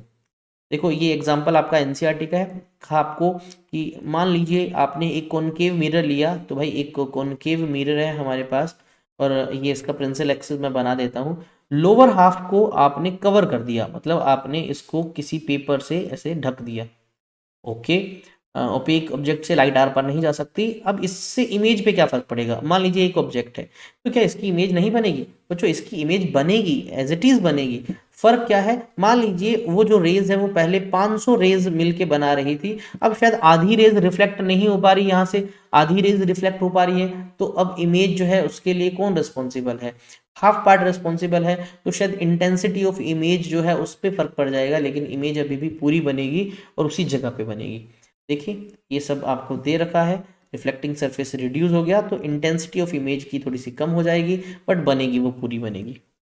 कि नेक्स्ट क्वेश्चन जो अभी भी मैं आपको बता रहा था मोबाइल फ़ोन का, आपको बोला कि भाई इस तरह से रखा हुआ है, तो देखो मोबाइल फ़ोन का ये पार्ट जो है, ये वाला पार्ट, इसका डिस्टेंस पोल से इतना है, इसका लास्ट पार्ट का डिस्टेंस इतना है, तो भाई दोनों के केसेस में मैग्नीफिकेशन होगी, इस पार्ट की मैग्नीफिकेशन अलग होगी, इसकी अलग होगी। तो अगर ये वाला पार्ट देखें तो इसकी इमेज अगर यहाँ बन रही है, इस पार्ट की इमेज यहाँ बन रही है, तो भाई इस ए पे जो पार्ट है उसकी मैग्नीफिकेशन ज़्यादा होगी, बी वाले की कम होगी, तो जिससे जो मोबाइल फ़ोन की इमेज बनेगी वो आपको एक ट्रेपीजियम शेप की मिलेगी, क्योंकि मैग्नीफिकेशन यूनिफॉर्म नहीं है यहाँ पर, तो वो लोकेशन पे डिस्टेंस करता है, तो मोबाइल फ़ोन की इमेज आपको डिस्टॉर्टेड इमेज मिलेगी। ओके, ये दे रखा है, ये हमने डिस्कस कर लिया। चलिए एक एग्जाम्पल है, फिर हमारा ये वाला फर्स्ट पार्ट कंप्लीट होगा। आपसे कहा कि एक ऑब्जेक्ट है वो 10 सेंटीमीटर पे रखा, फिर उसको 5 सेंटीमीटर पे रखा in front of a concave mirror, radius of curvature दे रखी है, पोजीशन, नेचर, मैग्नीफिकेशन बताना है। देखो इस तरह के क्वेश्चन को करने के दो तरीके होते हैं, एक तो हम पूरा एग्जैक्टली करें और एक आधा क्वेश्चन हम वैसे ही सोल्व कर लें। तो सबसे पहले मिरर आपको कॉनकेव दे रखा है, तो मैं एक रफ डायग्राम से समझाने की कोशिश करता हूँ कि मान लीजिए हमारे पास एक मिरर है और मिरर की आपको रेडियस ऑफ कर्वेचर, तो मान लीजिए ये रेडियस ऑफ कर्वेचर, ये सी है डिस्टेंस हमारा, पॉइंट हमारा, रेडियस की वैल्यू 15 सेंटीमीटर है, तो 15 सेंटीमीटर की रेडियस ऑफ कर्वेचर है। फर्स्ट केस में आपको ऑब्जेक्ट को रखना है 10 सेंटीमीटर पे, तो भाई अगर ये 15 सेंटीमीटर है तो फोकस जो होगा हमारा ये होगा, वो कितने पे होगा? वो 7.5 पे होगा, 7.5 सेंटीमीटर पे, और हमने ऑब्जेक्ट को रखा 10 पे, तो यानी ऑब्जेक्ट हमारा एफ और सी के बीच में है, और एफ और सी के बीच में अगर आपको याद होगा ये फोर्थ केस है, और फोर्थ केस में इमेज 2 नंबर पे बनती है बियॉन्ड सी, तो इमेज बनेगी वो यहाँ कहीं बनेगी, इसी इधर सी 15 पे है तो आंसर हमारा 15 से ज्यादा मिलेगा, यानी फर्स्ट पार्ट में अगर मैं v को कैलकुलेट करता हूं तो वो पक्का मुझे 15 से ज्यादा मिलेगा और माइनस का मिलेगा क्योंकि लेफ्ट में आ रहा है वो। और अगर मुझे मैग्नीफिकेशन निकालना है तो पक्का मैग्नीफिकेशन मिलेगी, नेगेटिव में मिलेगी, लेकिन वो ग्रेटर देन 1 मिलेगी। नेगेटिव क्यों मिलेगी? क्योंकि इमेज नीचे बन रही है। ग्रेटर देन 1 क्यों? क्योंकि इमेज बड़ी बनेगी। तो ये अभी मैंने कैलकुलेट नहीं किया लेकिन पता लग गया फर्स्ट केस के लिए। कैलकुलेट करना है तो एग्जैक्टली फॉर्मूला लगा लेते हैं। देखिए यू आपको गिवन है माइनस का 10 सेंटीमीटर, क्योंकि ऑब्जेक्ट लेफ्ट में ही रखते हैं हम हमेशा। हमें एफ जो है गिवन है माइनस का 7.5, 15 का आधा किया ना मैंने, तो मुझे वी कैलकुलेट करना है, मुझे नहीं पता कितना है, तो यूजिंग फॉर्मूला, फॉर्मूला लगाना जरूरी है, हाफ मार्क आपका फॉर्मूला का भी होता है, तो फॉर्मूला आपको याद होगा 1/v plus 1/u is equal to 1/f। तो यहाँ वैल्यूज पुट करते हैं बच्चों, सोल्व करते हैं, तो वी की वैल्यू हमें मिलती है माइनस का 30 सेंटीमीटर। देखो थोड़ी देर पहले मैंने आपको यही बताया था, वी की वैल्यू 15 से ज़्यादा है, भाई 30 15 से ज़्यादा और माइनस होता है क्योंकि वो लेफ्ट में है। चलिए अब हम इसका बाकी भी निकालते हैं। नेचर, भाई नेचर बताना बहुत आसान है, माइनस का आ गया तो समझ लीजिए वो रियल है। रियल हमेशा कैसी बनती है? इन्वर्टेड बनती है। मैग्नीफिकेशन अगर हमें निकालनी है तो आपको पता होगा माइनस का वी अपॉन यू, तो माइनस का वी माइनस का 30 पुट किया, यू हमारा माइनस का 10 है, तो आप देखिए बच्चों माइनस का 3 आ गई। देखो वही सेम बात, नेगेटिव है और एक से ज़्यादा है, मतलब 3 गुना बड़ी इमेज बना रहे हैं। सेकेंड केस थोड़ा सा अलग है, 5 सेंटीमीटर पे ऑब्जेक्ट रखा, तो मतलब ऑब्जेक्ट हमारा इस बार यहाँ पर है, 5 तो इधर कहीं बनता है, यानी वो पी और एफ के बीच में है, तो यानी ये बच्चों 6th केस हो गया, ये वर्चुअल वाला केस है। बहुत अच्छा। और वर्चुअल वाले में इमेज बिहाइंड बनेगी, बिहाइंड बनेगी तो पक्का वी की वैल्यू जो भी है वो पॉजिटिव होगी। ठीक है, कितनी आएगी वो चलो कैलकुलेट करना पड़ेगा। मैग्नीफिकेशन भी पॉजिटिव आएगी और वो भी पक्का ग्रेटर देन 1 आएगी। ओके, चलिए इस केस में यू आपका है माइनस का 5 सेंटीमीटर, एफ हमारा माइनस का 7.5 सेंटीमीटर है ही, तो वी अगेन मुझे कैलकुलेट करना है, मैंने फॉर्मूला लगाना है कौन सा, 1/v plus 1/u is equals to 1/f। Values put करते हैं, सोल्व करते हैं, वी की वैल्यू हमें मिलती है इस बार 15 सेंटीमीटर, लेकिन प्लस का मिला, तो प्लस का इंडिकेट क्या कर रहा है कि भाई इस बार जो इमेज है वो वर्चुअल है, और वर्चुअल हमेशा होती है इरेक्ट। एम को कैलकुलेट करना है, फॉर्मूला वही minus we upon U, minus V की वैल्यू 15 है, यहाँ पर माइनस का 10 है, माइनस से माइनस कैंसिल, प्लस का 1.5 आया, देख लो वही बताया था, प्लस का आएगा और 1 से बड़ा आएगा, तो यानी 1.5 गुना ज़्यादा उसकी हाइट है। तो इस तरह से ये क्वेश्चन सोल्व कर सकते हैं। देखिए यहाँ पर सोल्व किया हुआ है, एनसीईआरटी का है, बहुत ईजी है। चलिए नेक्स्ट क्वेश्चन, काफ़ी अच्छा क्वेश्चन है, थोड़ा सा दिमाग लगाने वाला क्वेश्चन है। चलिए इसको सोल्व करते हैं, मिरर से ही रिलेटेड है ये क्वेश्चन। में आपसे कहा गया भाई, आप एक कार में है, एक कार पार्क की हुई है और आप क्या देख रहे हो, एक जोगर है अप्रोच कर रहे toward you in the side view. आपको पता है कार के साइड व्यू में तो एक कॉन्वेक्स मिरर यूज होता है भाई, ठीक है, कॉन्वेक्स मिरर यूज होता है, यानी क्वेश्चन में हमारे कॉन्वेक्स मिरर का कॉन्सेप्ट लगेगा। तो मान लीजिए ये मिरर है, ये कार का, ठीक है, और ये जोगर है जो इसकी तरफ भाग रहा है, इस मिरर की तरफ भाग रहा है, ओके।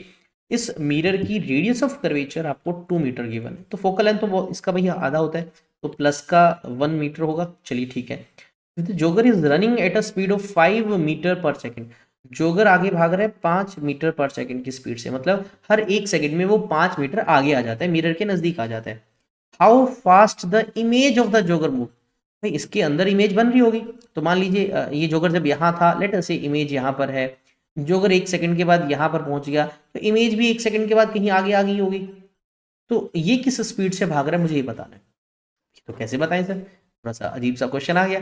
अच्छा कुछ चीजें दे रखी हैं, जैसे आपसे बोला स्पीड कब कब बतानी है, जब जोगर 39 मीटर पे है, 29 मीटर पे है, 19 मीटर पे है और 9 मीटर पे, ये 4 अलग अलग केसेस में बताना है।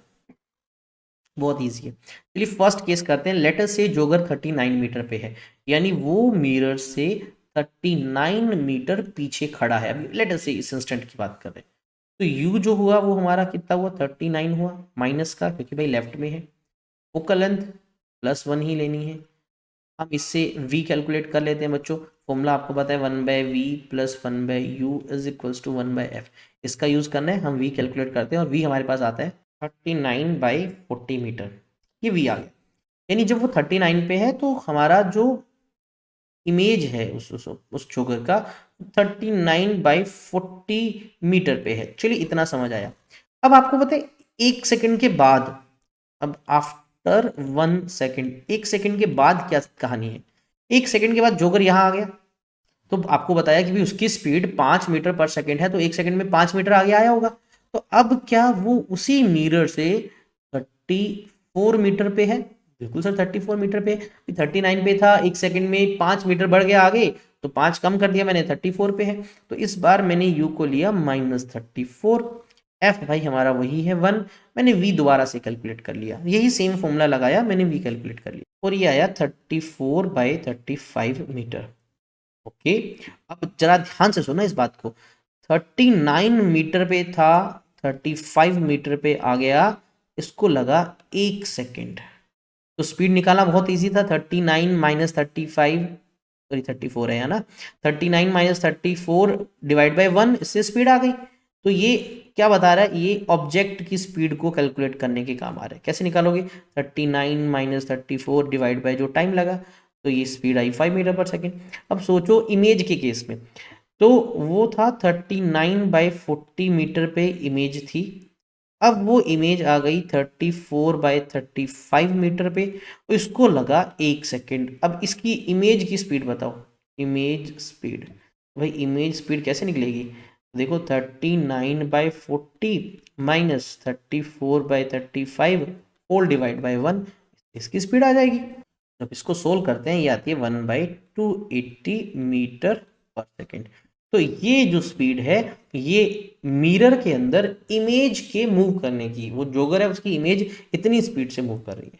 चलिए ये हो गया फर्स्ट पार्ट। ऐसी सेकंड पार्ट में क्या करना है बताओ। सेकंड पार्ट में बोला जब 29 मीटर पे है, तो u को मैं 29 लूंगा, f हमारा 1 है ही, माइनस का 29 लेना, ध्यान रखना। यहाँ से मैं v कैलकुलेट कर लूंगा, तो फिर u को मैंने 5 कम कर देना है, 24 कर देना है, f वही हमारा 1 है, v मैं कैलकुलेट कर लूंगा, इन दोनों का डिफरेंस निकालो और मैं इसको 1 से डिवाइड कर दूंगा, मेरे पास स्पीड आ जाएगी।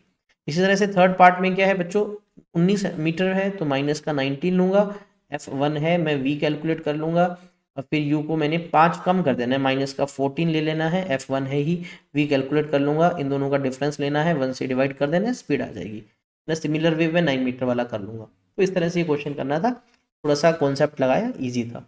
तो इस तरह से बच्चों ये आप इसका सॉल्यूशन देख सकते हैं, सोल्व कर रखा है एनसीईआरटी में, ठीक है। ये देखिए बाकियों की स्पीड कैलकुलेट कर रखी है, हम कर सकते हैं इस तरह से, ठीक है। तो ये हमने जो पार्ट कंप्लीट किया ये सारा मिरर्स से रिलेटेड था, रिफ्लेक्शन से रिलेटेड था।